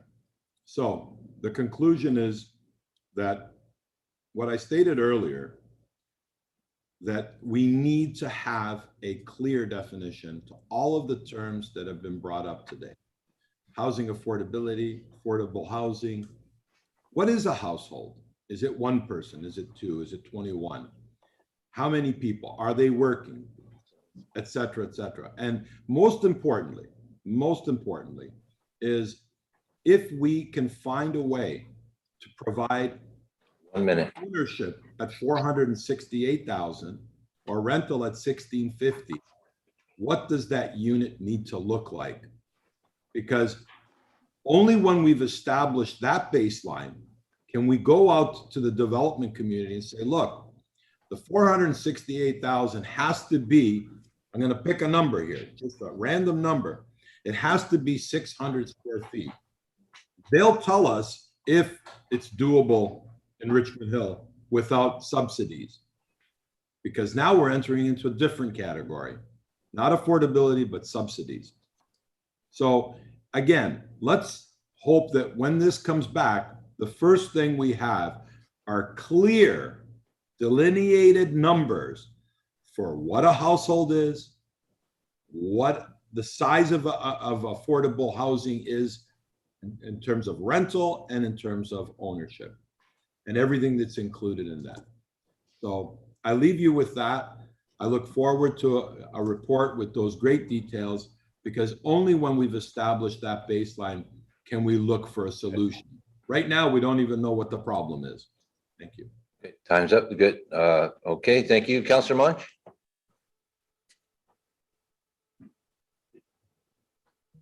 There you go. Thank you. I'd like to know, has Richmond Hill staff, do they believe that we are in a housing crisis? In Richmond Hill only, just Richmond Hill? Commissioner Kwan? Through you, Mr. Acting Mayor, that's a declaration the council would make. Regional council has already made that declaration. We have a mandate to address the affordable housing question through our own public policy. And that's the purpose of bringing this strategy forward today. Do we know what the cost is to build a high-rise unit per square foot today? Do we have a range of what the cost is to build a high-rise unit per square foot today? Do our staff have a number, have an idea? What's the selling price for a high-rise unit today? Commissioner Kwan, I think you'd maybe have to put that to the private market. Through you, Commissioner Kwan? Mr. Acting Mayor, I don't have those figures in front of me at the moment. And certainly, Give me an again, idea. though, as I've indicated, I mean, that cost will vary depending upon the site design, the location, and the types of services that are necessary to provide those units. Can you give me any range of any units, of any analysis of concept that we have of what the selling price for a high unit has been for the last, any time in the last 3 years? Again, Has there Mr. been- Acting can you Mayor, give me any I don't ideas? have those figures available in front of me, Does but we'll anybody certainly else- report out. We will certainly report out on that in terms of the overall strategy and providing the definitions that Deputy Mayor Pirelli had referred to earlier. So does staff, you may not have it in your hand, do we have an analysis or a number of what the selling price of a unit for a high rise has been any time in Richmond Hill in the last 3 years? I think it varies, Counselor. Very different at Young and Seven. And I'm happy with anything. Give me any number. Can anybody tell me any number anywhere in the last 3 years, anywhere in Richmond Hill of what a selling price would be for a high-rise unit? Can anybody on staff, do we have that number? Yes or no? sorry, once again, Commissioner Kwan, it's really the same question. Through you, Mr. Acting Mayor, unless Patrick or Christine have that information readily at hand, I do not. Okay, I think, Oreo publishes figures about selling prices. They're pretty accurate, exactly what the market's a synopsis of what's sold in the market. You can, I think we can use that. Their statistics, it's a snapshot in time. It's just a snapshot in time, Councillor. So the issue here is that in 2010, we have an official plan that says 35% in key development areas and 25% are to be housing affordable. How can we know what a housing affordability is if we don't know what the selling price is and if we're talking about income? And as it's stated in the report, next question I have, has anybody read has Christine specifically, have you read the May 7th, 2019 socioeconomic report by the City of Richmond Hill? Ms. Puccini? Sorry, 2017. I may not have personally, but I'm thinking we had referred to it in our analysis. So Izana might have incorporated it. So looking at that report, okay, fair enough. Thank you. So you haven't seen it, great. Okay, look. So we are in a housing crisis. I'm going to move a motion to say that based upon the socioeconomic report of 2019, May 7th, based upon the report on July the 7th, 2021 that's come forward, based upon the region declaring a housing crisis, based upon Richmond Hill declaring in 2010, 11 years ago, that we say our official plan is to have 25% housing affordability. Yet we don't have any context internally of what affordability is because we don't know the selling price. We're just using on other statistics. I'm going to say that we're going to start with my first motion on that therefore Richmond Hill declares that Richmond Hill being the second poorest housing affordability market in Ontario, and based upon the 2016 study, that we are in a housing crisis.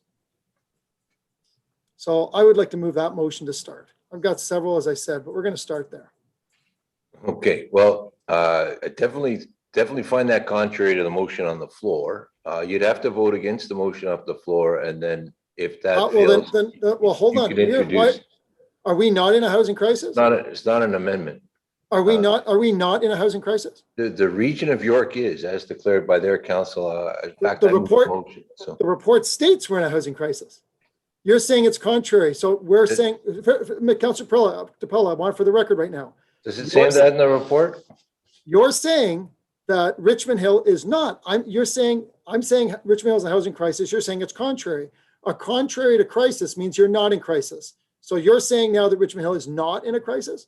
No, I'm saying that your motion is contrary to what the staff have recommended and what's on the floor right now. Councillor Shilovitz, you're as the mover. So you have a point of order? Thank you, Mr. Acting Mayor. That's exactly what you just said. There is a motion on the floor. That is what we are discussing. And that's what needs to be voted on first. Yes. So I don't know what Councillor Munch is referring to because it's not on the floor. You're correct. And that's what I suggested to Councillor Munch. You're welcome to vote against. So why are we endorsing? So help me understand here. We have a consultant. We have a report coming forward. We have a report on housing affordability, and we're making recommendations to go more studies on housing affordability. And now that we're saying before we go to do a study, we like to declare there's a housing crisis as per the region, as per the report that's generated, because if you don't think the report states that we're in a housing crisis, I can give you example after example. According to Census 26, this is in the report on page 3, okay? The highest proportion of households experience housing affordability at our local municipalities in the region. More than 56% of all renter households and over 1/3 of households spending 30% of their shelter costs. We've declared in 2010 an official plan, we have 25 and 35%. the quote, the report says, it is vital that we plan for an affordable housing to attract more people and jobs to our city.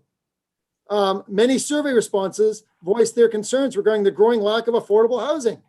Yet we're saying today, and the acting mayor is now saying, that declaring a housing crisis is contradictory to doing a study that in the study states these things.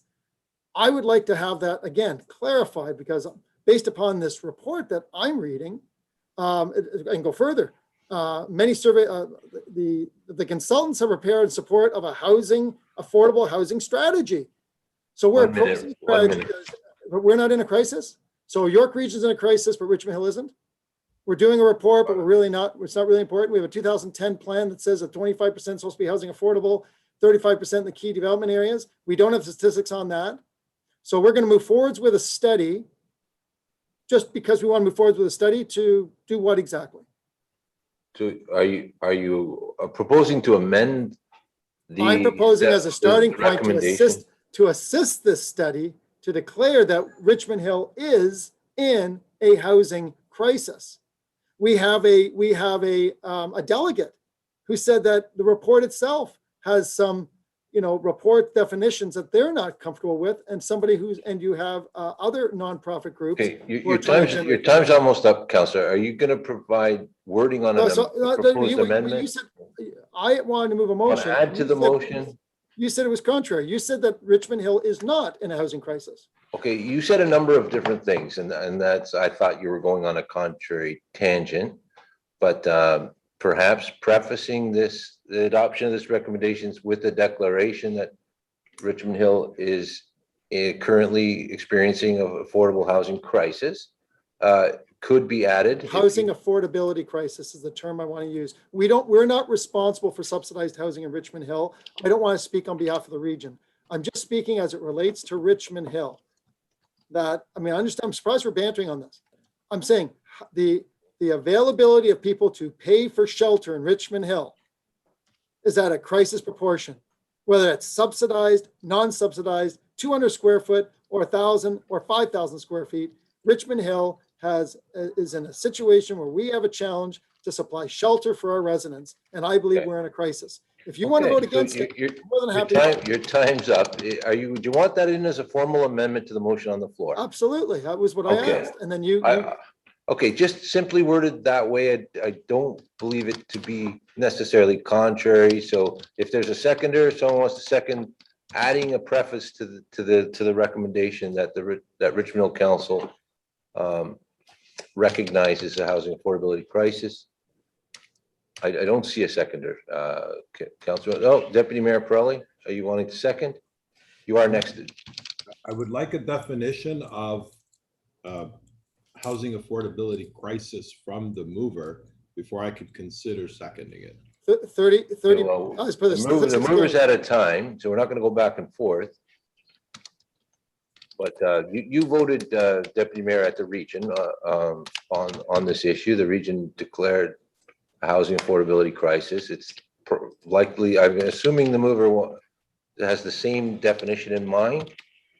Yes, Statistics Canada's number. Statistics Canada worked with general, not our own definition, the definition that is widely acceptable by Statistics Canada, that's written in the 2019 socioeconomic report of how we do that. So Statistics Canada, our socioeconomic report, the region want to follow that same consistency definition, not looking to create a new definition in any way, shape, or form. Okay, is there a seconder for including that as part of our motion here? I'll allow the acting mayor to second it. I don't have a clear definition at this point. I can't support a motion I don't understand the definition of. Thank you. Okay. Okay, Councilor Much, I don't see a seconder. I will return to you on a second round if you want to address this further. Deputy Mayor Pirelli, you have spoken. Did you want a second round? No. Okay. Well, Councilor Munchie. Oh, sorry, Councilor Chan hasn't spoke yet, and thank you. And then Councilor West. Thank you, Mr. Chair, and thank you to the staff and the consultant representation.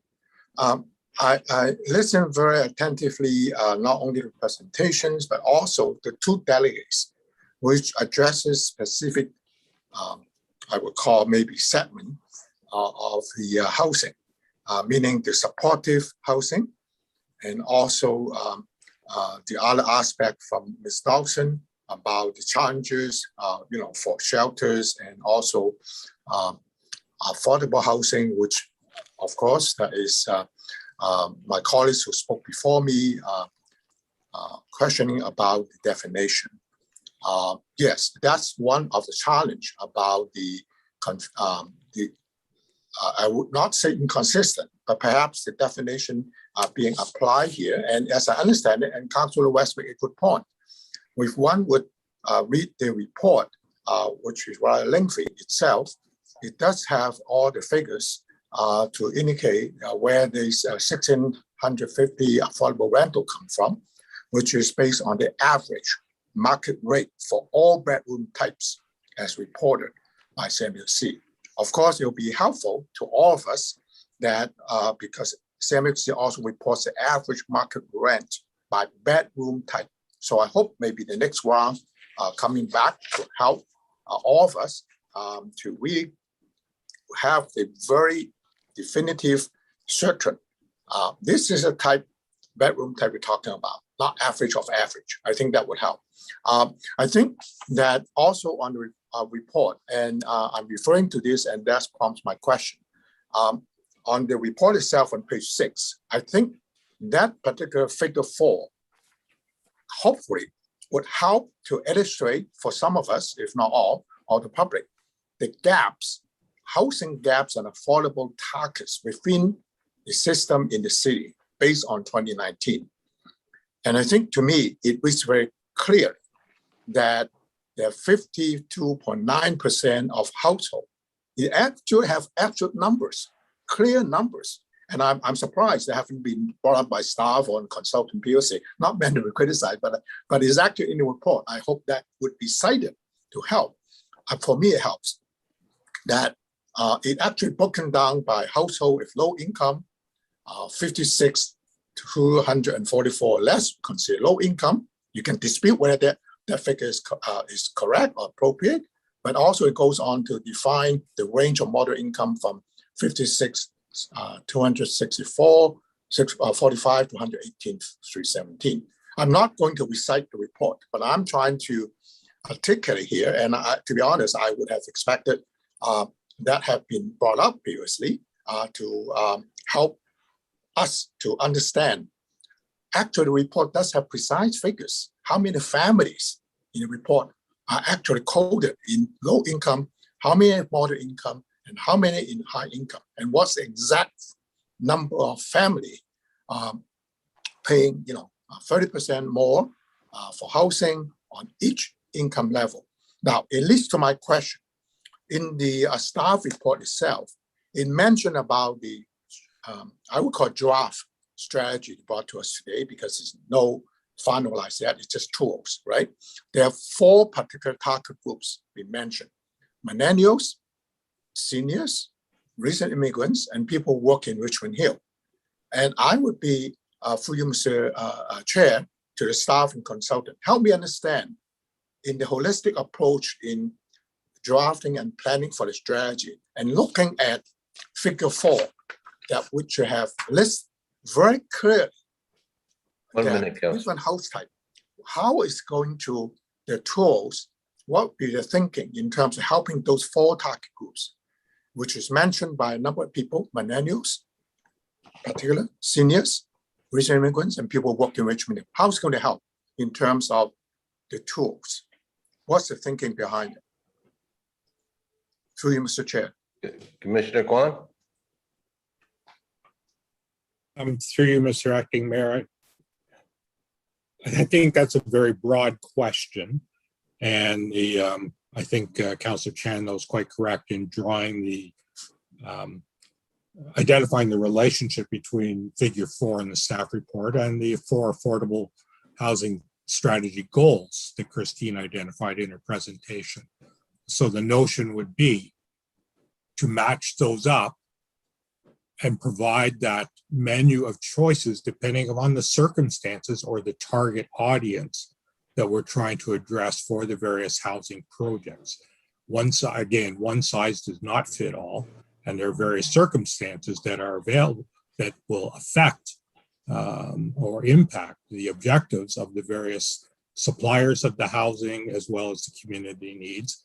And as I say, we will be providing that menu of tools and choices that best suit those circumstances and that the developer or supplier wants to utilize depending upon their individual circumstance. Thank you. Got about 30 seconds, Councillor Chan. That's my question, and I look forward to seeing the more detail, because what I'm seeing today is only ask council to provide direction in terms of let's give endorsement for staff and concern, go ahead. But we don't have all the details yet. I think that's probably what my takeaway. But thank you, Mr. Chair, and thank you, staff, for the answer. Councillor West. Thank you.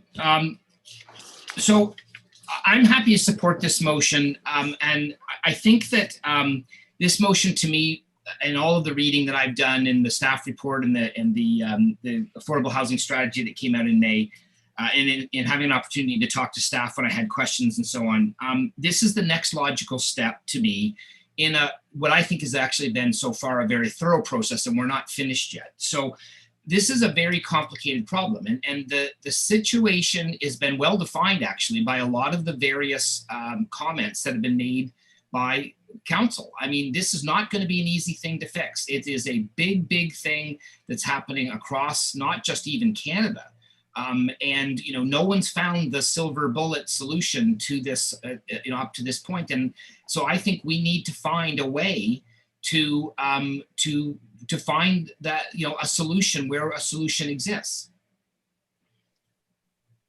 So I think that, I'm happy to endorse this. I've got to be honest, I'm uncomfortable with a number of the recommendations that were in the strategy at the beginning, because I'm a little skeptical that some of them actually will be effective. And I also am skeptical and concerned that some of them actually may cause a significant disruption to the community. And I'm not okay with that. And Councillor Silovitz actually outlined one of those, which I agree.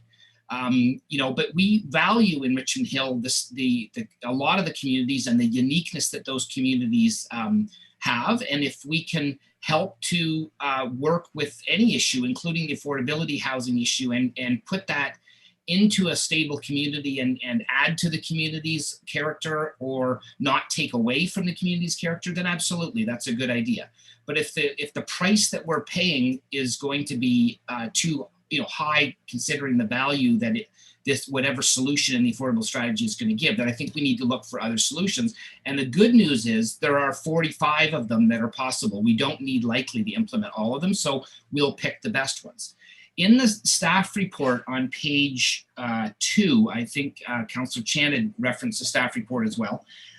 It says that the endorsement of the strategy will not commit the city to the use of any specific tools at this time. Rather, it will provide direction to staff to undertake the work necessary to identify the details associated with each tool, consult with the public and stakeholders as appropriate on those details, and seek council's approval on the individual tools accordingly. So I'm happy with the process. I think we're moving in a good direction. And frankly, I think we need to be moving in a direction right now, because this is, whether we call it a crisis or whether we don't call it a crisis, I actually don't think it makes that much difference. But there is no question that this is a problem. I've heard this from lots of people. I've sat in on OP discussions that we've had with the public, and I've heard it, and I know the staff acknowledges that they've heard it as well. There are lots and lots and lots of people that are living in Richmond Hill right now that are very concerned that their children will not likely be able to afford a house in Richmond Hill. And by the way, I'm one of them. So I totally understand this on the level of a counselor, and I understand this on the level of a father. So I don't have all the solutions. I actually, with all due respect, don't think that any individual council member necessarily has all the solutions, but I think what the strategy does is it puts it back to staff to do a thorough scientific, whatever you want to call it, study, make sure that we thoroughly look at all of the tools and then bring it back to staff to decide politically which tools are going to be the best ones for us in our community, in our specific situation.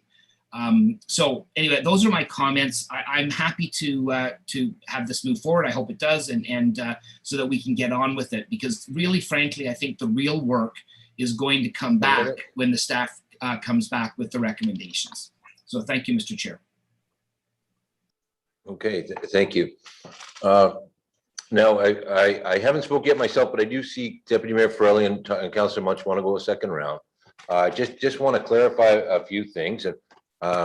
It's clear we're not talking about subsidized housing or assisted living. We are recognizing a housing affordability situation in Richmond Hill, a problem where our median income earners are not able to, under 30% of their income towards their shelter, and that our staff is recognizing it needs to be addressed. They're out there in a consultative process to create our new official plan, and it continually comes up more so than in the past. Even environmental protection and all these the other usual concerns that people have.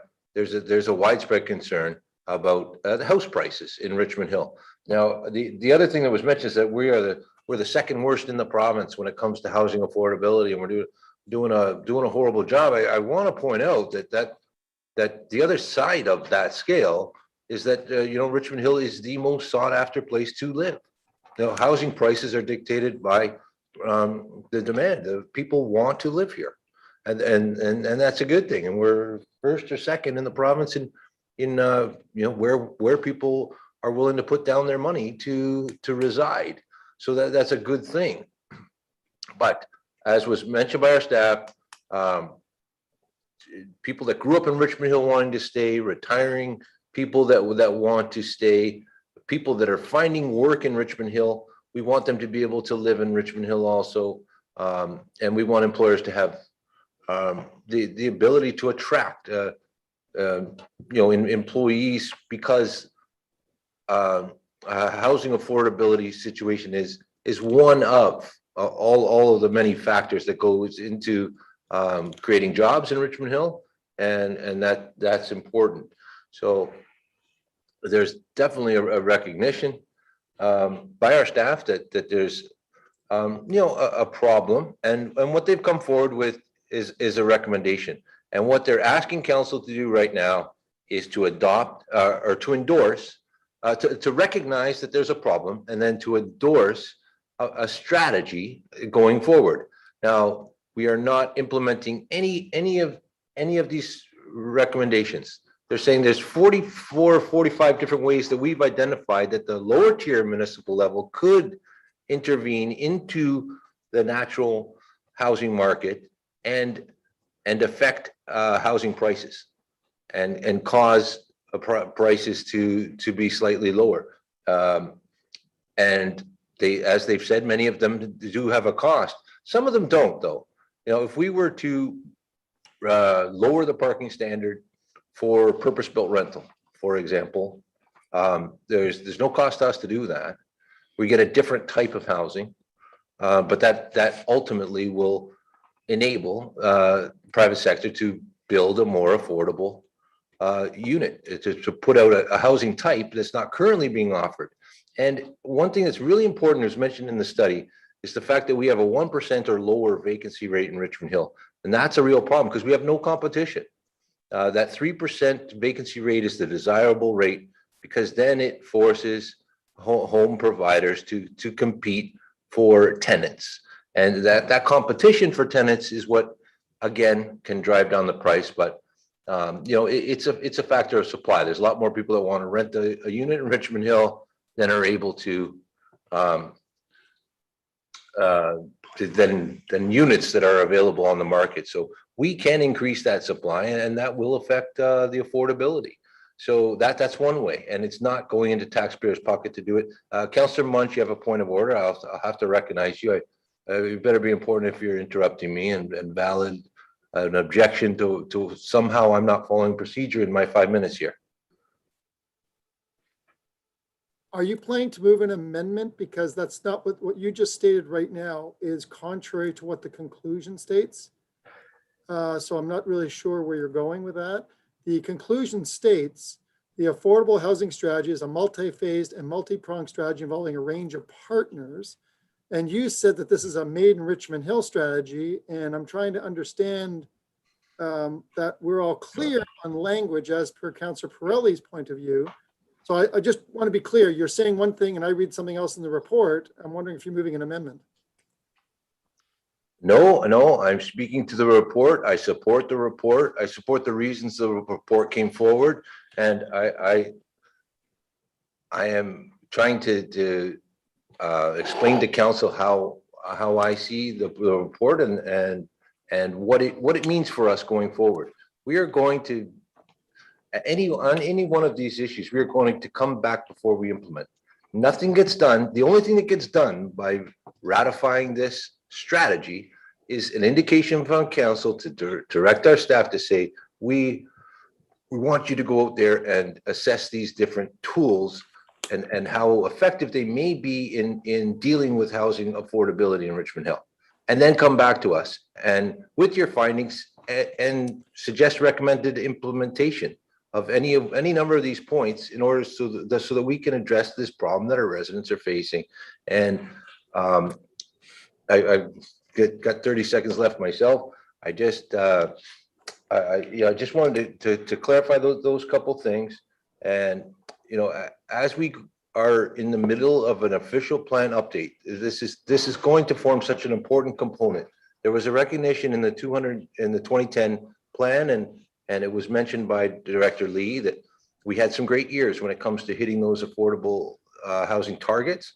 That we've fallen short in some years, and that's market determined, and it's a recognition. We're lowering our targets a little bit, getting more reasonable, and we want to hit these targets in the next official plan. And what we want real solutions and mechanisms to hit those targets. So I'm going to give the floor over now to Deputy Mayor Pirelli, and then Councillor Munch on a second round, and we'll go from there. Thank you. I'd like to move an amendment. In light of the fact that the members of this council do not consider that there is a housing affordability crisis in Richmond Hill, that we ask staff to bring back definitions to the terms that we mentioned here today, not limited to affordable housing, housing affordability, the size of the units, what $1,650 a month buys, what $468,000 a month buys, how many occupants, etc. All the definitions so that we could have a baseline for discussion in the future. It's unconscionable to send staff back to do more investigations, spend more time and resources without having this baseline. So my amendment is that we direct staff to bring back definitions to all those terms first before undertaking any further studies. Is there a seconder for that amendment? I don't see one. Oh, Councillor Liu, you wanted a second? Okay. Let me finish. You've got the floor. Thank you. I don't know if the clerk's got that. I'll have something, Mr. Acting Mayor, if I require clarification, I will. So just to conclude, I mean, this debate about housing affordability and affordable housing versus subsidized housing has been going on for decades, and it will continue to go on.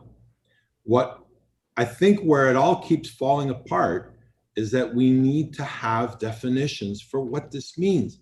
I'm happy right now, like I stated earlier, I'm happy to provide a partnership agreement with any municipality to provide housing. But how can I provide affordable housing as a developer or a planner or a land use planner if I don't know what that $1,650 needs to buy? Because right now, if we went to any one of these high-rise developers and said, we need you to build us a unit that you could rent out for $1,650, and then followed by maximum of 2% increase that the province has put on rental housing annually in perpetuity. Can you do that? Well, if we start with a question like that, I think we'll get an answer. And I suspect the answer will look something like, well, at current rates in Richmond Hill, for example, in a KDA where land is $18 million an acre, based on the current DC charges, parkland, cash and lieu, et cetera, parking and everything else that's required, those units would have to be, air quotes, 400 square feet. I don't know what that number is, but we need to know what that number is before we keep doing all these studies. You want to buy a condo or a house or something with 468 square feet? Sorry, $468,000. Well, what does that look like? There's no point in saying, yeah, all we need to do is build housing for 468,000. It's not enough. We need to know those definitions before we can support it. So I thank Councillor Liu for seconding this, because I think this is where we finally get to start. Baseline of definitions, and then we can go to the private sector and say, can you build what Richmond Hill needs? Thank you. Councillor Munch.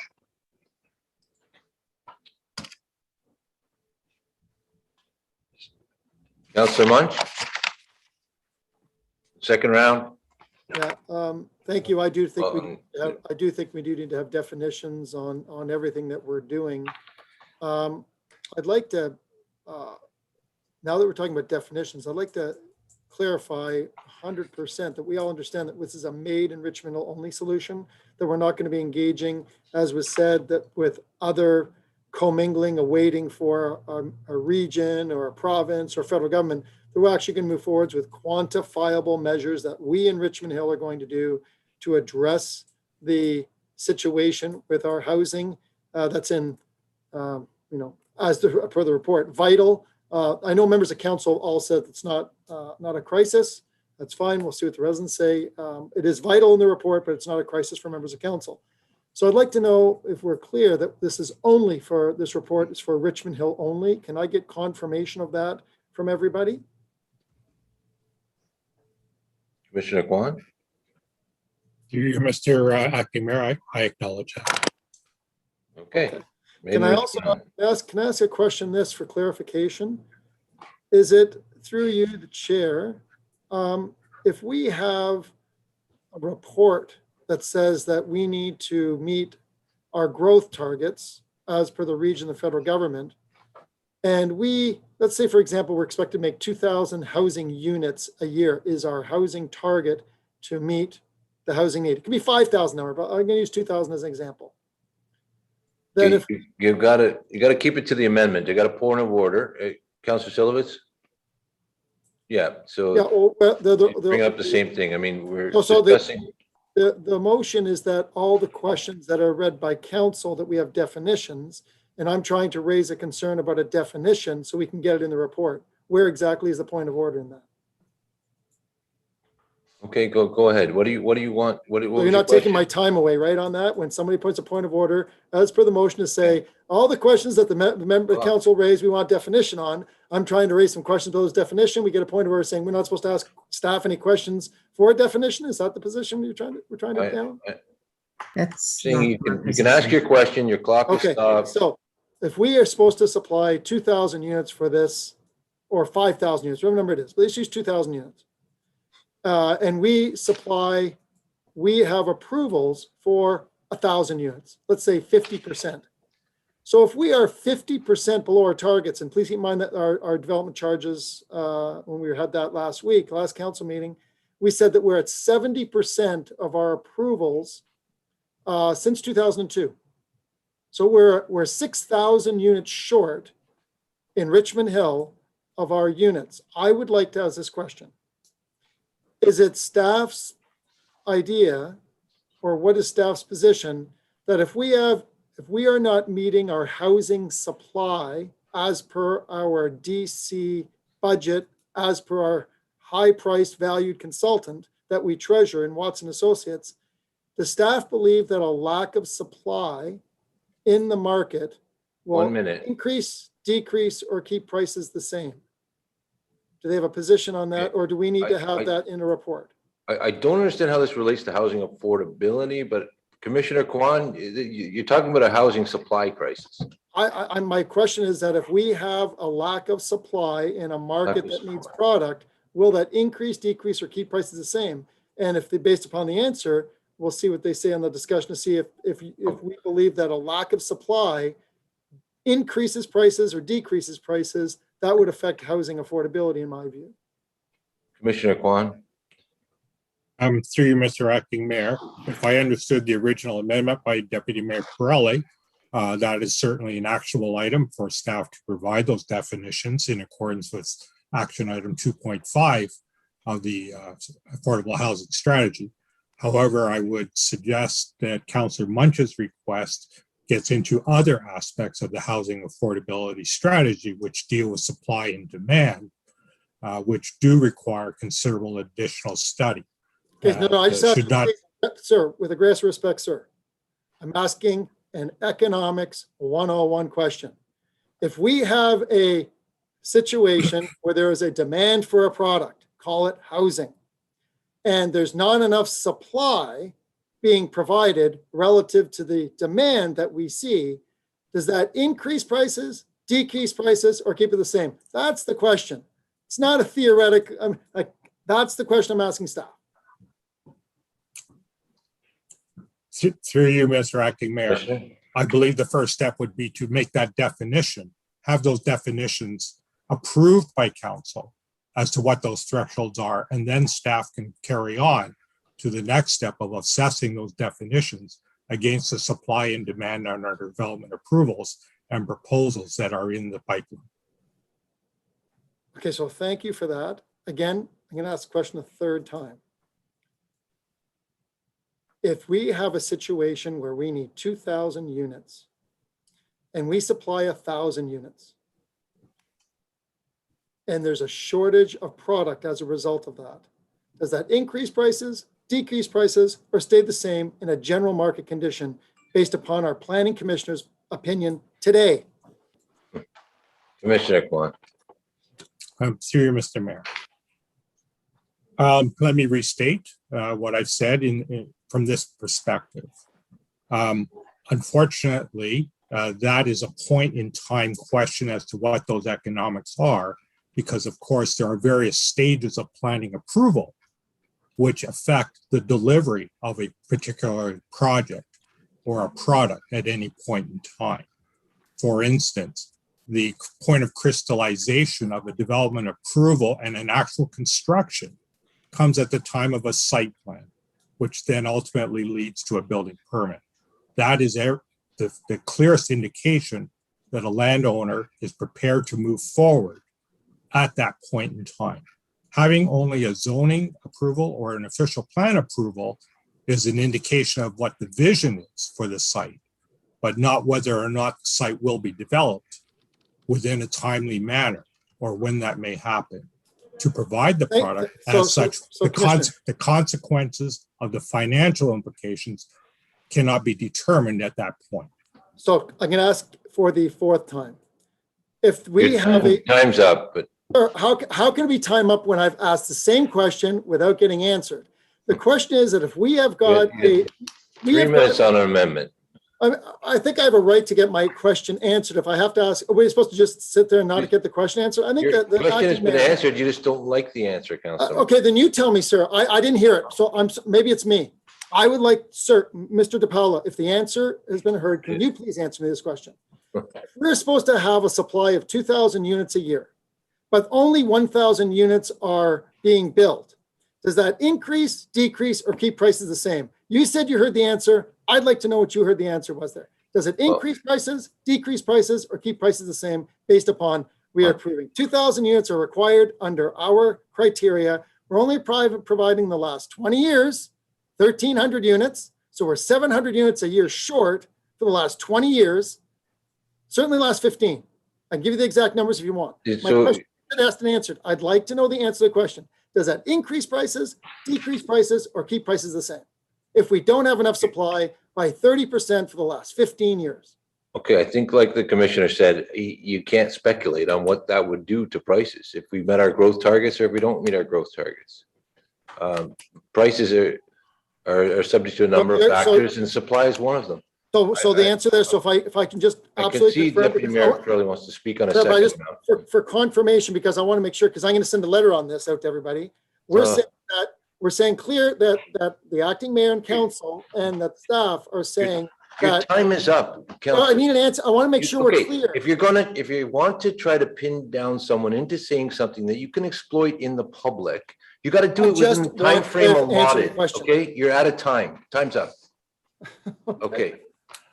I'm going to speak for 3 minutes, then Deputy Mayor Pirelli wants to go again. You have a point of order. I'll warn you, Deputy Mayor Pirelli, it's 3 strikes and you're out if you're interrupting the proceedings with a point of order that's invalid. Go ahead. Yeah, your comment accusing him of exploiting the process is inappropriate. You should apologize for that. That is a point of order.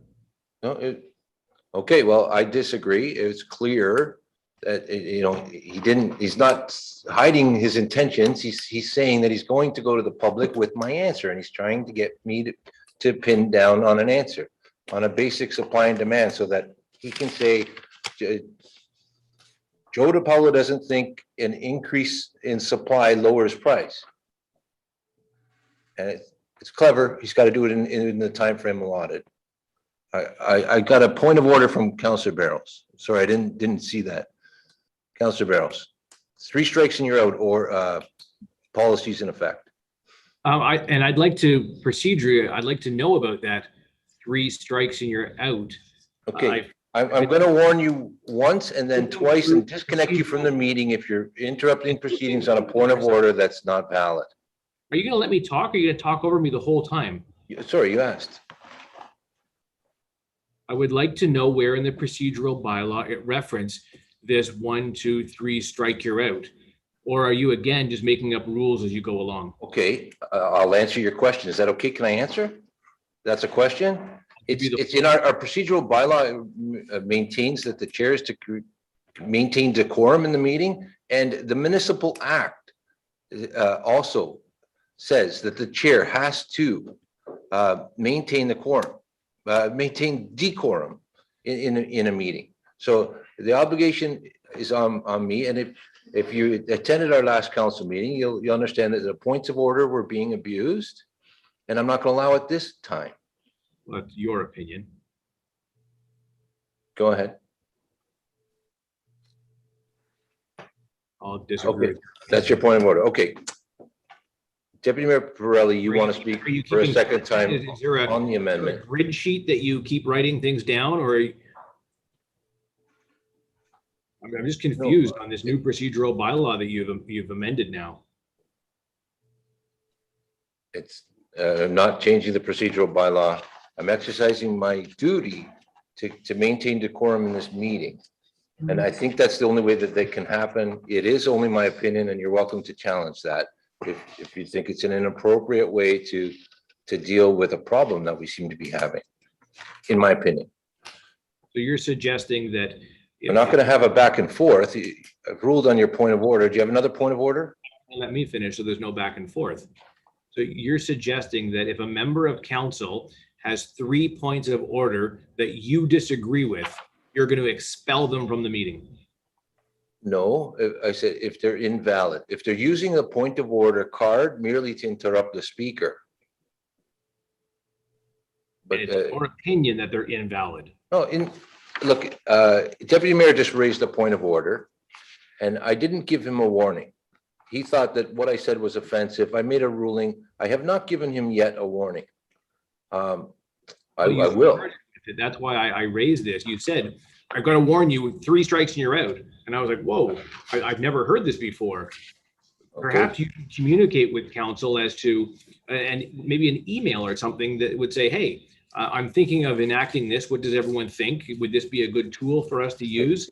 Okay, It just seems like you're trying to dictate. again, that. not gonna have it back and forth. I'm not dictating. I'm just- not gonna send an email to say, hey, council, I'm going to enforce the rules at the next meeting. I'm going to enforce the rules.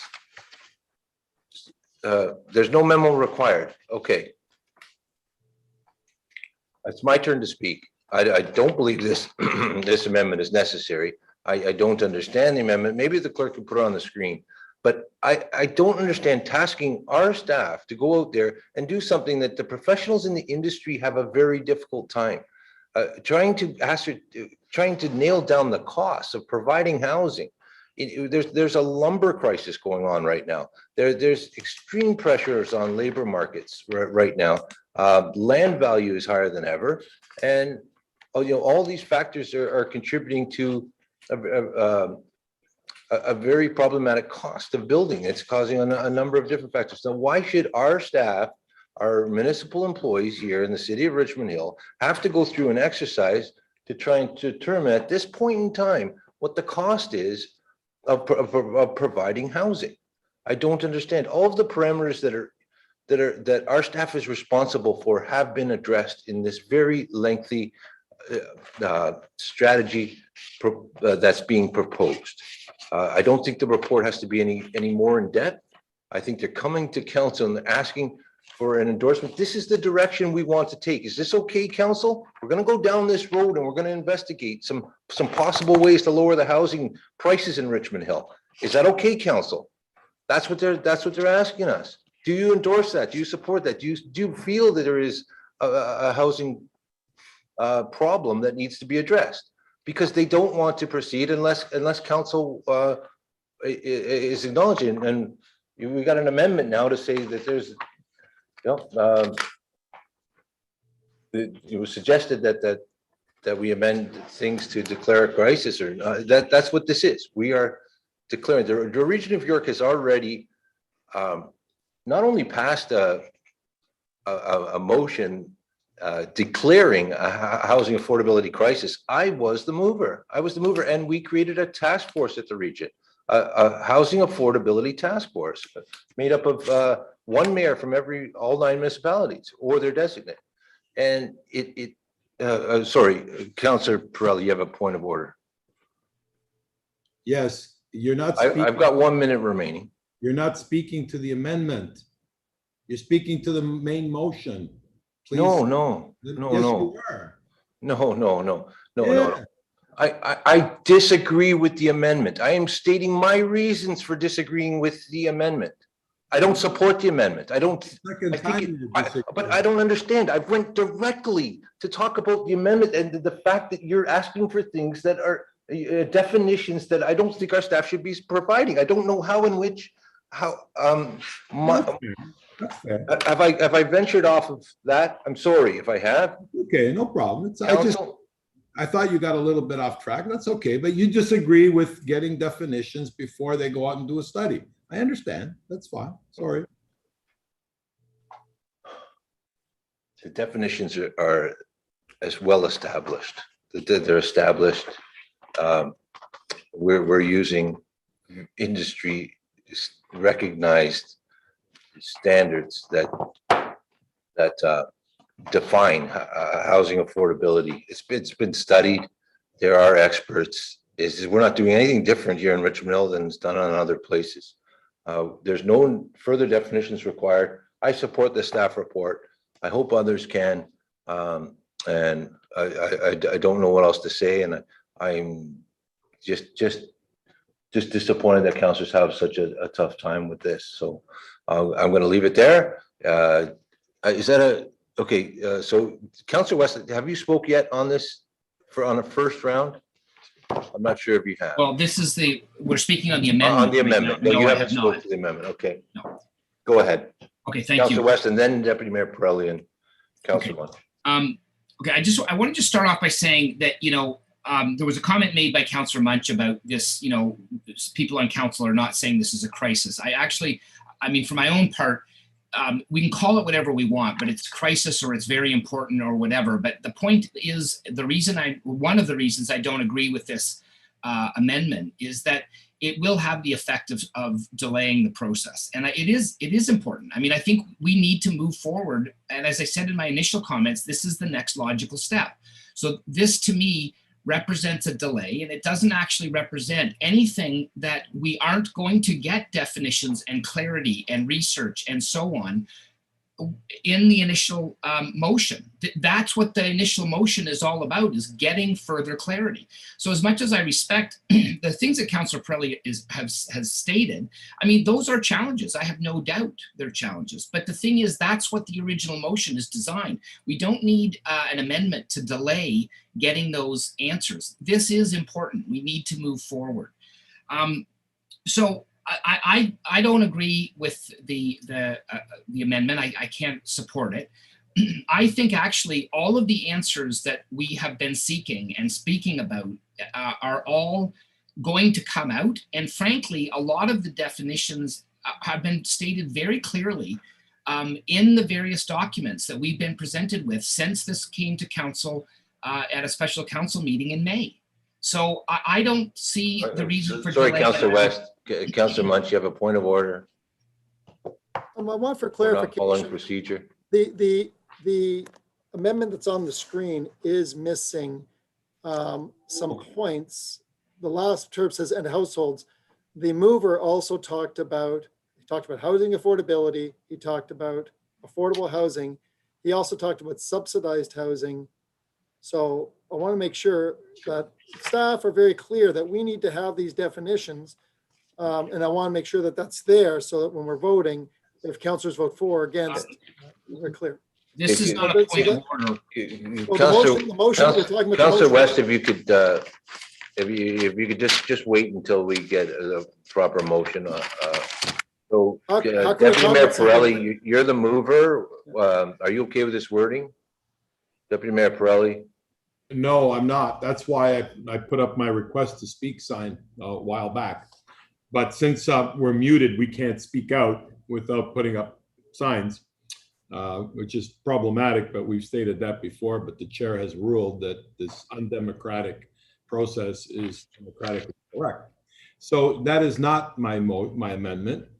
My amendment, it's partially correct, including but not limited to affordable housing, housing affordability, the definition of households, specifically how many people in a household, the size of a rental apartment at $1,650, including but not limited to bedrooms, how many bedrooms, and the size and bedroom layout of purchase property of $468,000.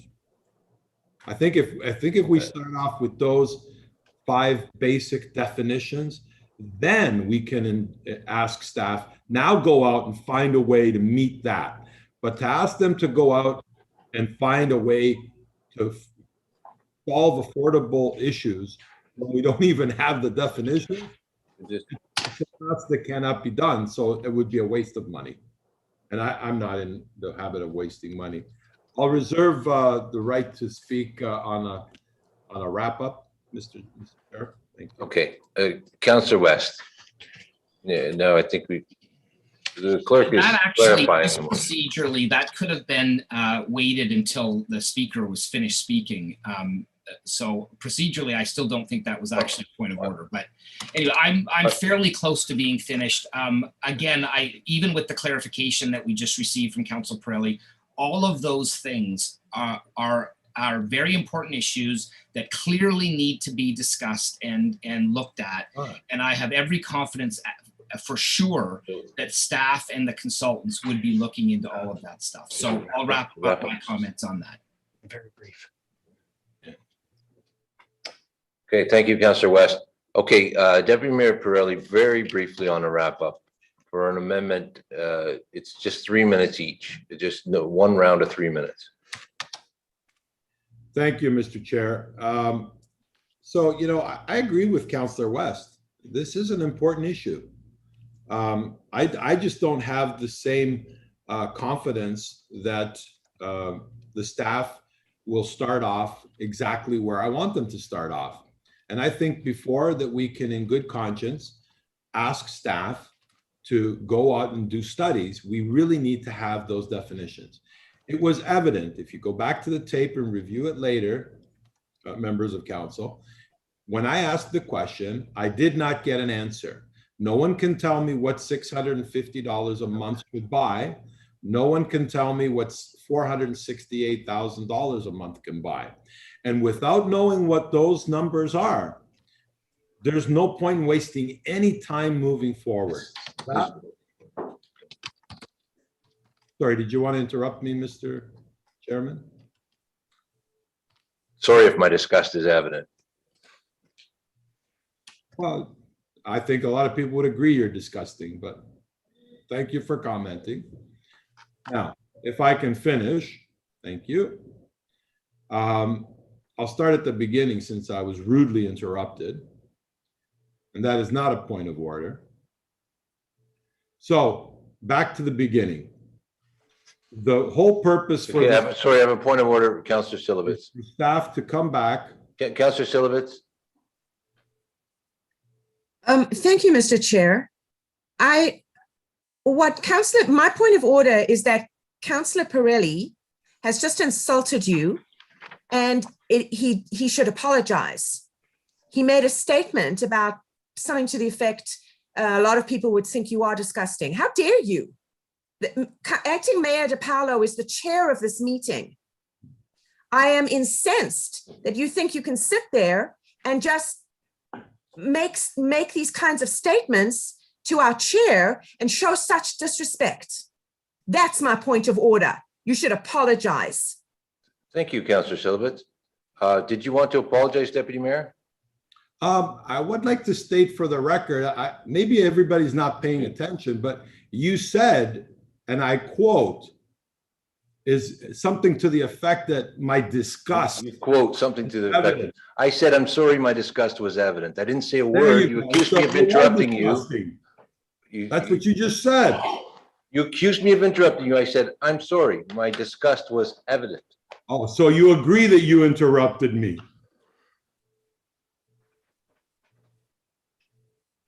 I'm going to rule on Councillor Silovitz's point of order. I think she is correct, because there is no provision for you to do a wrap up, but I generously gave you the floor to give you an opportunity to wrap up your speaking on your amendment, and you chose to take the opportunity to insult me. So we're gonna put this motion to a vote. And if you don't want to say sorry, that's fine. It's not required. Motion to a vote. The I'm amendment. not finished with my wrap up. So you Yes, you are. Yes, you are. You graciously granted me a wrap up, but then decided to take it away from me. Is that what you're saying? Yes, as Councillor Silovitz noted, you lost your, your privilege by. Oh, it's a privilege now to be an elected official. I granted it. It's beyond what is permitted in our procedural bylaw, and I generously, out of the goodness of my heart, said, "Why don't you take a minute or two to?" Well, then let me wrap up. Why did you interrupt me? Because you've lost that. Why did you interrupt me with your disgust? I've revoked it. Because I apologized for my disgust being evident. I didn't interrupt you. Yes, you did interrupt me. You were making comments. No, you didn't. Like the look on my face when I couldn't palate what you were saying. And if we're not going to go back and forth.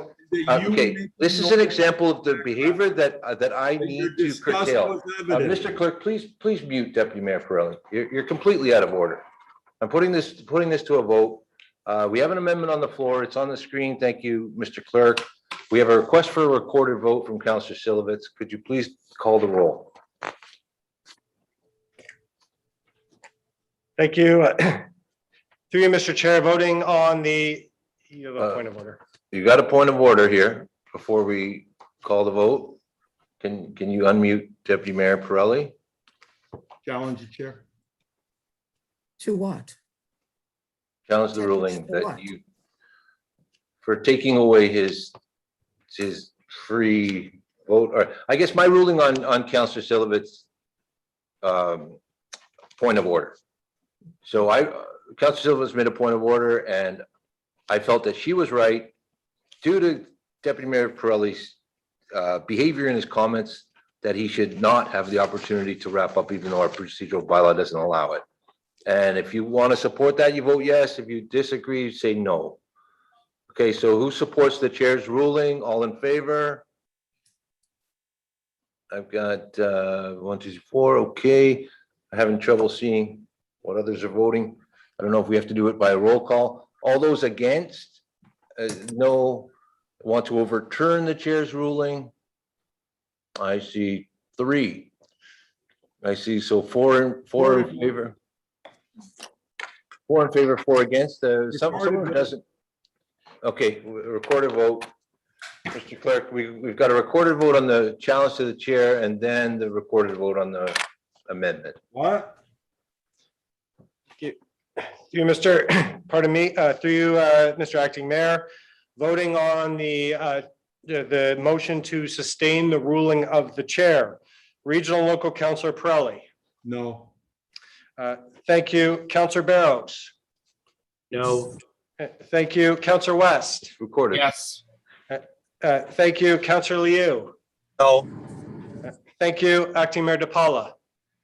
Yes. Thank you, Councillor Silovitz. Yes. Thank you, Councillor Munch. I was trying to talk, again, I'm hearing two different things. I want to make sure I know what I'm voting on here. So- If I'm, Councillor Munch, I'm sorry, the I vote need has to been know, called. I can't give you a vote if I don't know what we're voting on exactly. So I'm so sorry, I sir. ruled in favor of Councillor Silovitz, who objected to Councillor Pirelli's use of words against me. Okay. thank you. Do you So do no. you agree no, or disagree with Councillor Silovitz in my ruling that Deputy Mayor Pirelli was out of line? I Okay, ruled so- he was out of line. He challenged that ruling. And, So and yeah, Deputy- yes is, yes. I is can't a- take a point of order in the middle of a recorded vote. It's Councillor Munch's turn to vote. Okay, so yes is saying you agree with the chair, no is against the chair, right? Right, correct. Okay, so I'll give you a yes on that. I shouldn't. Thank you. And Councillor Chan. Yes. Thank you. The ruling of the chair is sustained. Okay, thank you. So, Mr. Clerk, please proceed with the recorded vote on the amendment. Thank you. I do apologize. I do not recall the member that requested the recorded vote on this one first. Did you catch that? Okay, Councillor Munch, your point of order. You, So this is what I want to ask. So now we're closing debate and we're going to a vote now. Is that what we're doing? that's what we're Vote on doing, the amendment. voting on the amendment. Okay, so then I would like to challenge the chair to stop the debate during closing.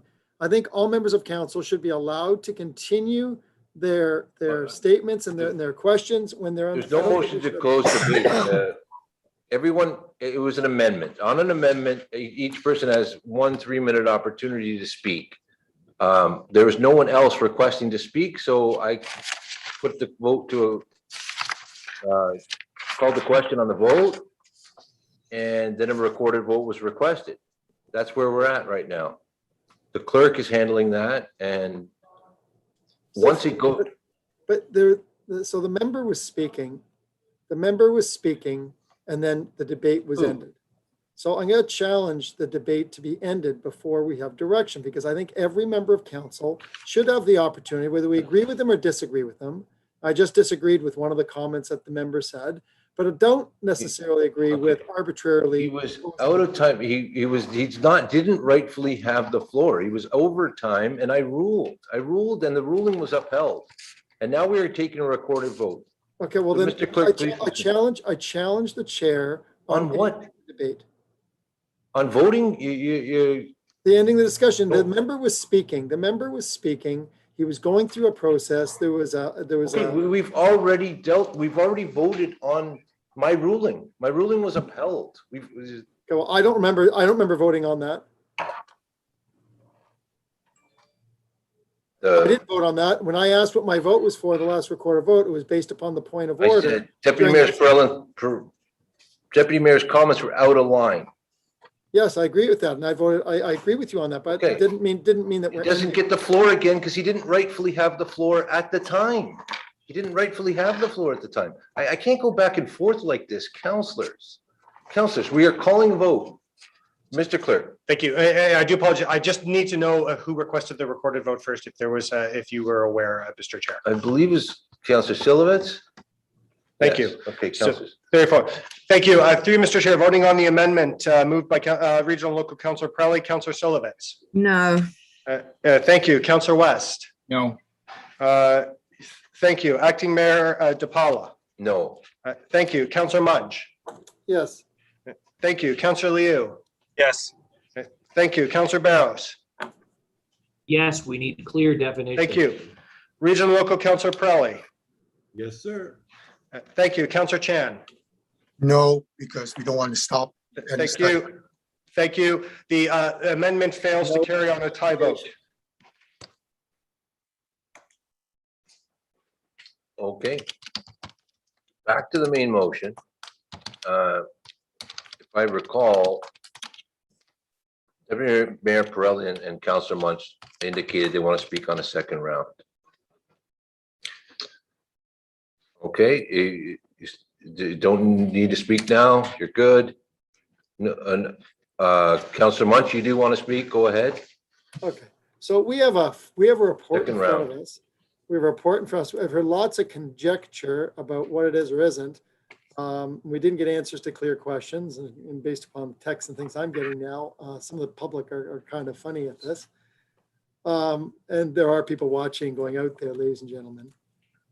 I think this report of asking for 45 recommendations without clear definitions on everything, with conjecture saying the recommendation says, and in the report talks about other levels of government, is going to, we have a 2010 official plan that says 25% housing affordability for all of Richmond Hill, 35% of all builds are supposed to be in the key development areas.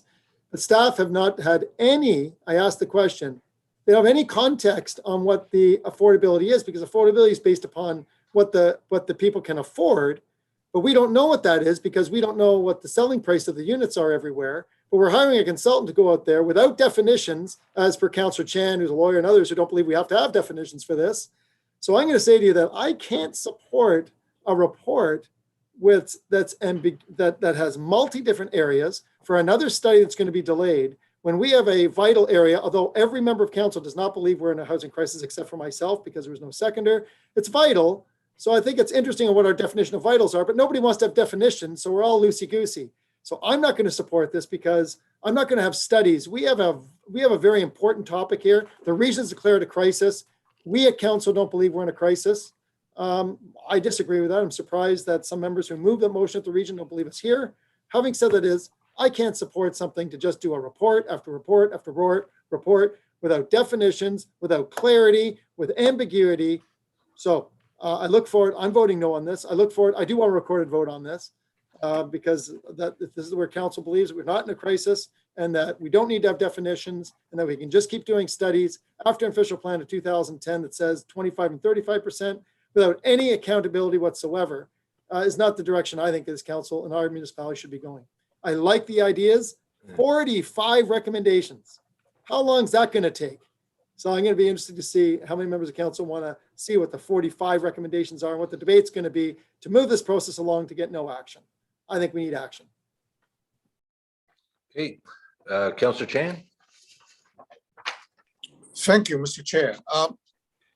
I want to go ask a question from staff. I think notwithstanding the amendment was lost on tie vote, through you, Mr. Chair, to staff, maybe to Commissioner Kwong. If the motion, that main motion right now, should it be adopted by majority of council, would it in any way preclude you, staff, and the consultant to come back in the future with the definition that was intended to be asked in the law's amendment.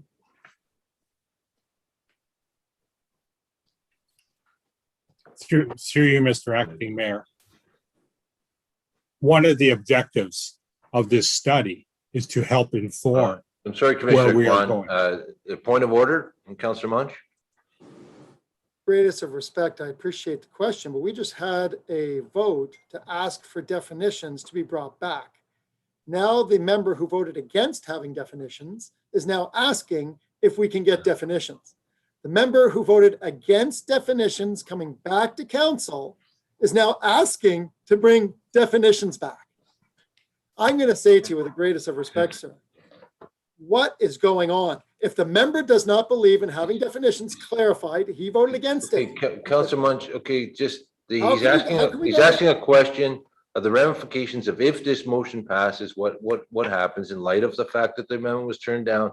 He's well within his rights. Please, Commissioner Kwan, please answer the question.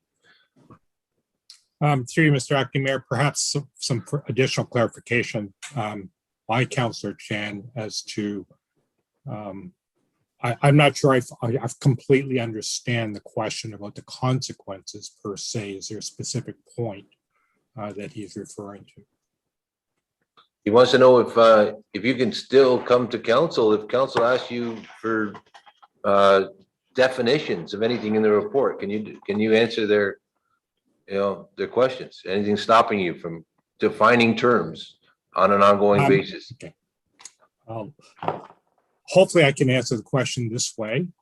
Certainly a lot of the point of this study will be to help is part of an ongoing discrete issue, of course, dealing with affordable housing, not only in Richmond Hill, but the region and everywhere else.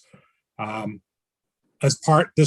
findings of this study will contribute to other aspects of our official plan update, the policy formulation going into that, the terms and conditions of our zoning bylaw, the strategy for any supplementary financial incentives, or any other parts of the planning approval process through the provision of affordable housing when individual applications come forward.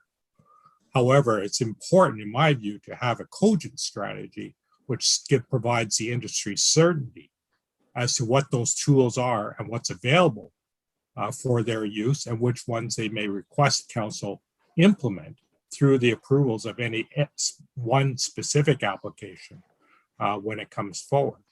So it won't necessarily preclude staff from dealing with some aspects of the affordable housing issue, but it won't be a comprehensive approach in the way that we would like to provide the certainty to the community and the industry. Okay, thank you. Thank you for the answer. I think my takeaway message is it does not preclude that including things that might have been intended to receive from staff on the law's amendment.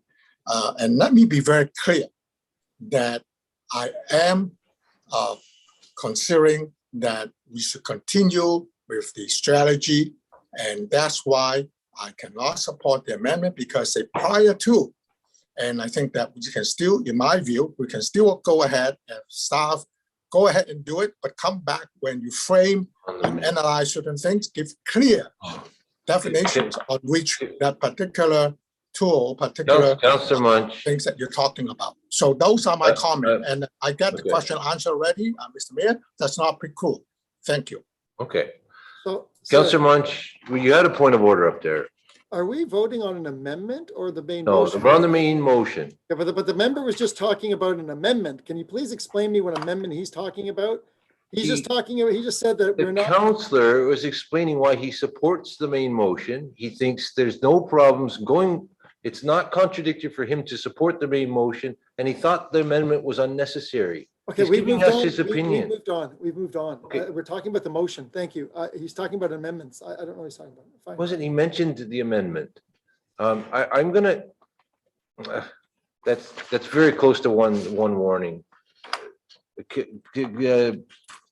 Councillor West, is that, you haven't spoke yet on a second round. Councillor Silvitz, I have you next. And I think Councillor Liu wanted to. So I have the Councillor West, yes. Okay, Go ahead. thank you. Okay, I think there's still a great deal of unclarity in some of my colleagues' minds about what it is where we're going should this pass. As I said before, this is the third time I've said this. I agree. This is actually something that is very important, needs to be dealt with right away. This is why this needs to pass. And if the amendment or this not passing would create a delay, and if it is a crisis, as some people have suggested, and I don't necessarily disagree with that, then we need to get on with it. So can I ask, please, through you, Mr. Chair, can staff give some clarification or reiterate, I suppose, if this passes, what happens in the next little while that moves the ball down the field to whatever resolution we can come up with? Commissioner? Through you, Mr. Acting Mayor, as outlined in the strategy, there are some 40 plus points of items to be further investigated, whether it be the official plan policies, protecting existing communities, urban design, performance standards to the comprehensive zoning bylaw, and those types of, or financial incentives. So it's important, I think, my opinion, which is why this report is before you now, to have all of these items looked at comprehensively in the context of an affordable housing strategy, rather than piecemeal through the other ongoing planning studies as well as financial studies that we continually do as a municipality. This is a very discrete but important topic, which requires a concerted effort in being approached in this manner. It needs to be done comprehensively, in my opinion.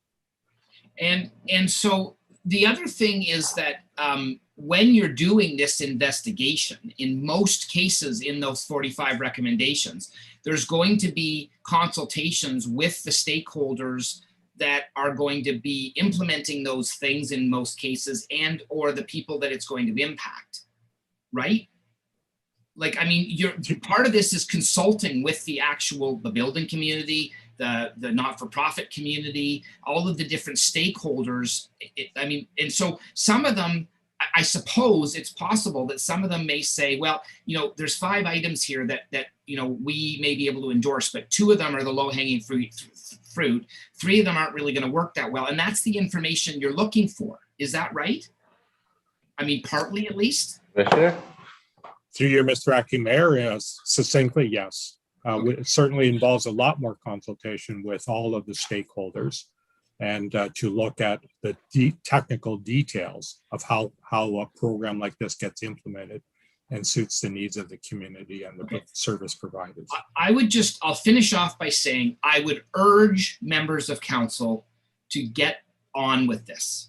This is important. It really is. And I think the strategy that is laid out before us, there could be several different ways of going about this, but this is a good one. And we have the opportunity as a council to seize the opportunity to start working on a problem that's big, it's serious, and it's not something that we can, or any government can deal with on its own.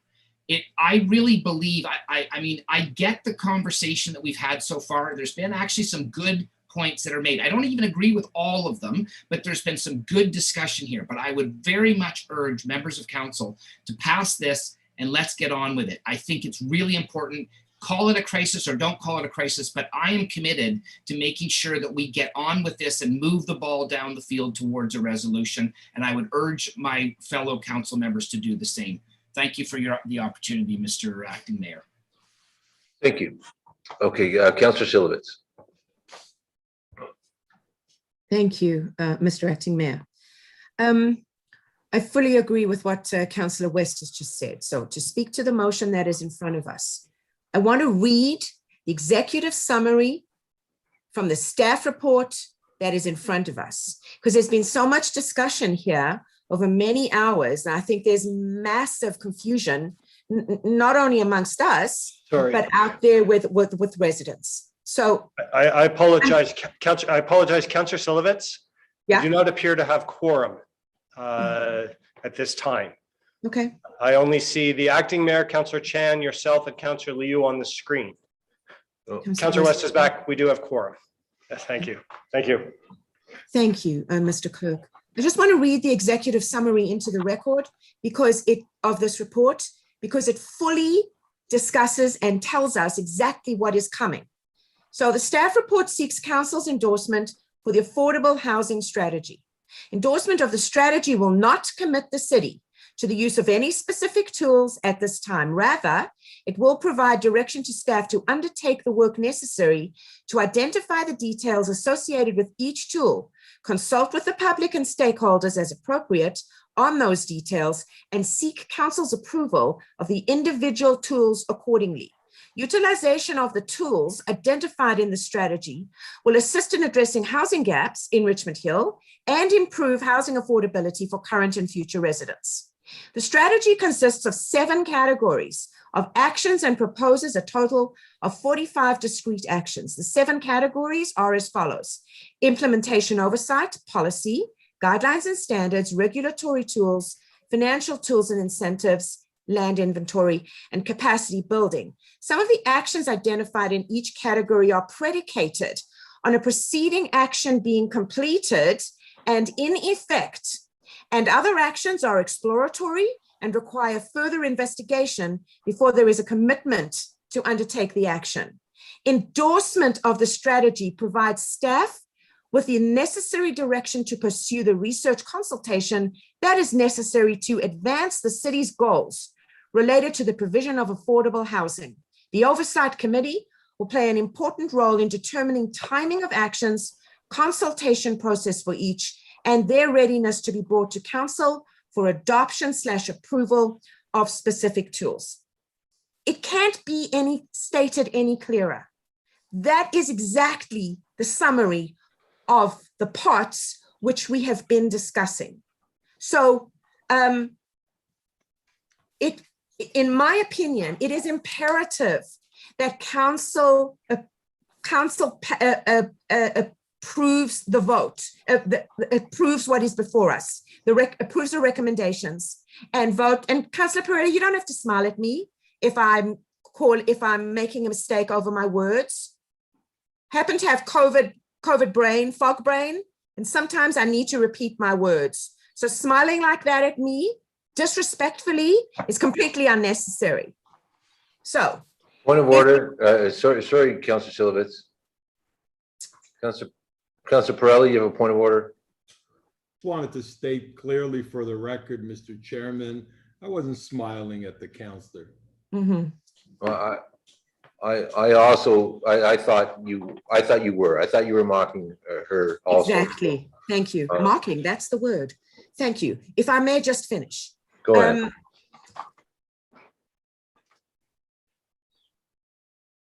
Councillor Pirelli. Well, you've taken the opportunity to offend me by saying that I was mocking her. I ruled. Is that your ruling, that I was mocking her? Yes. Well, rule on this. Very rich coming from a person who's facing criminal charges. Okay, that's enough. That's enough. Warning number 1 and 2. One more outburst, you're gone from this meeting. Councillor Silovitz, I apologize on behalf of the member. Please continue. Thank you, Mr. Acting Mayor. Yeah, he doesn't want to go there, not publicly. So what I want to say is that if council does not approve the recommendations, if this fails, then in my opinion, it would be unconscionable, because we will be left in limbo and we will be left with no way to move forward on this. And if there is a housing crisis, I believe there is, I agree that there is, we will be left in a limbo. So I ask that we move forward. And as Councillor West did, I urge council members to vote on this accordingly. That's it. I'm done. Thank you. Oh, sorry, Councillor Munch, you have a point of order. Thank you, Councillor Silovitz. I'm sorry, we had a recorded vote earlier where the councillor voted against, saying we have did not want to move forwards. For her to say in her comments now, is really a contrary to what her vote was earlier. So I'd like the chair to get clarification. She's Oh, saying come one on. thing before another. Councillor No, no, Munch, no, she that's voted. that's a warning for you two. That's an abuse of the point of order. How is that a point of order when You're somebody makes a interrupting statement? with an opinion. You're interrupting with an opinion. You We disagree. have a recorded vote that she stated, we have she said she did not support this. So let's be clear. Whether you're right or wrong, it's not a point of order. You're not pointing out something procedurally that we're doing incorrectly. So someone can say not- things that aren't true. What you're saying is people can say things that aren't true. That's your ruling. Oh my We have a goodness. recorded, we have a situation where she clearly said. You have an opinion. You could be right. You could be wrong. I'm not ruling on whether you're right or wrong. I'm ruling on whether or not it constitutes a point of order. And I don't believe it does. So we can have a misrepresentation. Okay. With Deputy Mayor Pirelli, you've spoken twice on this main motion. This is Councillor Silovit's motion. This main motion. If you're entitled to a wrap up, and that's it. Everyone's. I guess Councillor Barrows has not. I also believe Councillor Liu might be Oh, signaling. sorry, Councillor Liu. I didn't see you there. You haven't spoke yet at all, and yeah. So go ahead, Councillor Liu, and then Councillor Barrows. Thank you very much, Acting Mayor, for the opportunity to speak. Let me be very clear. I totally believe that we need a strategy, and I agree with the report. But we have a very good discussions for the past 2.5 hours. I think a lot of good points have been made. And I have to say, the reason that I supported the amendment, which is to refer it back to staff, is because this is the first time that council discussed this topic. Through you, Mr. Chair, what is the urgency of getting this passed today? Is there an urgency that we need a strategy? If you ask Councillor Munch, we have a crisis, and I've also moved it myself. Commissioner Kwan, can you answer that question? Through you, Mr. Acting Mayor, the direct answer to Councillor Liu's question is this is not a time-sensitive matter. However, as I have stated earlier, this contributes to part of our public policy formulation going forward. And there is a sense of urgency from that perspective in order to achieve the goals and deadlines that we have established, for instance, for the official plan update, our zoning bylaw review, and other aspects of our public policy development. In addition, I guess I would point out that even though this council has not made a declaration about an affordable housing crisis, the region has.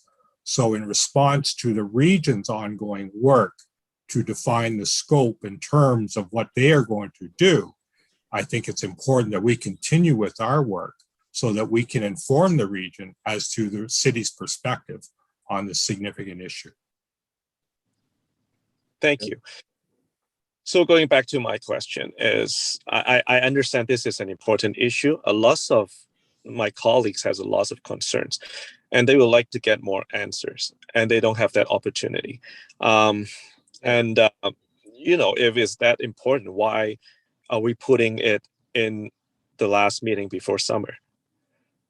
And, we need a discussion. We need to have question answers before we move forward. I totally agree we need a strategy, but I'm confused because of all the points raised today. And the more I hear, the more I'm being frustrated because, as Councilor Munch alluded to, is economic 101, demand and supply. I don't understand how a municipal government can heavy-handed artificially interfere with the real estate market and control the house prices. That's why I supported that amendment to get more answers. And unfortunately, council didn't have that appetite. I'm just want to express myself. I truly believe we need a strategy, but I don't know why the referral failed. I don't know why it is put in the last meeting before summer. So staff doesn't anticipate, the further discussion on this one, and they expect us to rubber stamp it today. So that's I just sorry for ranting, but that's my feeling. Thank you. Okay. Councillor Silovitz, you want just to wrap up then? Sorry, Councillor Barrows. I trying to remember here. So I'm going to try to be succinct and short. We have had a very robust discussion on this today. It is clear that this council is looking at a number of different directions when it comes to this subject. It's clear by the comments that most all members of council have made is there's more work for staff to do before we embark on this journey. So I'm going to vote no to give staff the opportunity over the summer to tidy things up and bring it back with the definitions that we were looking for.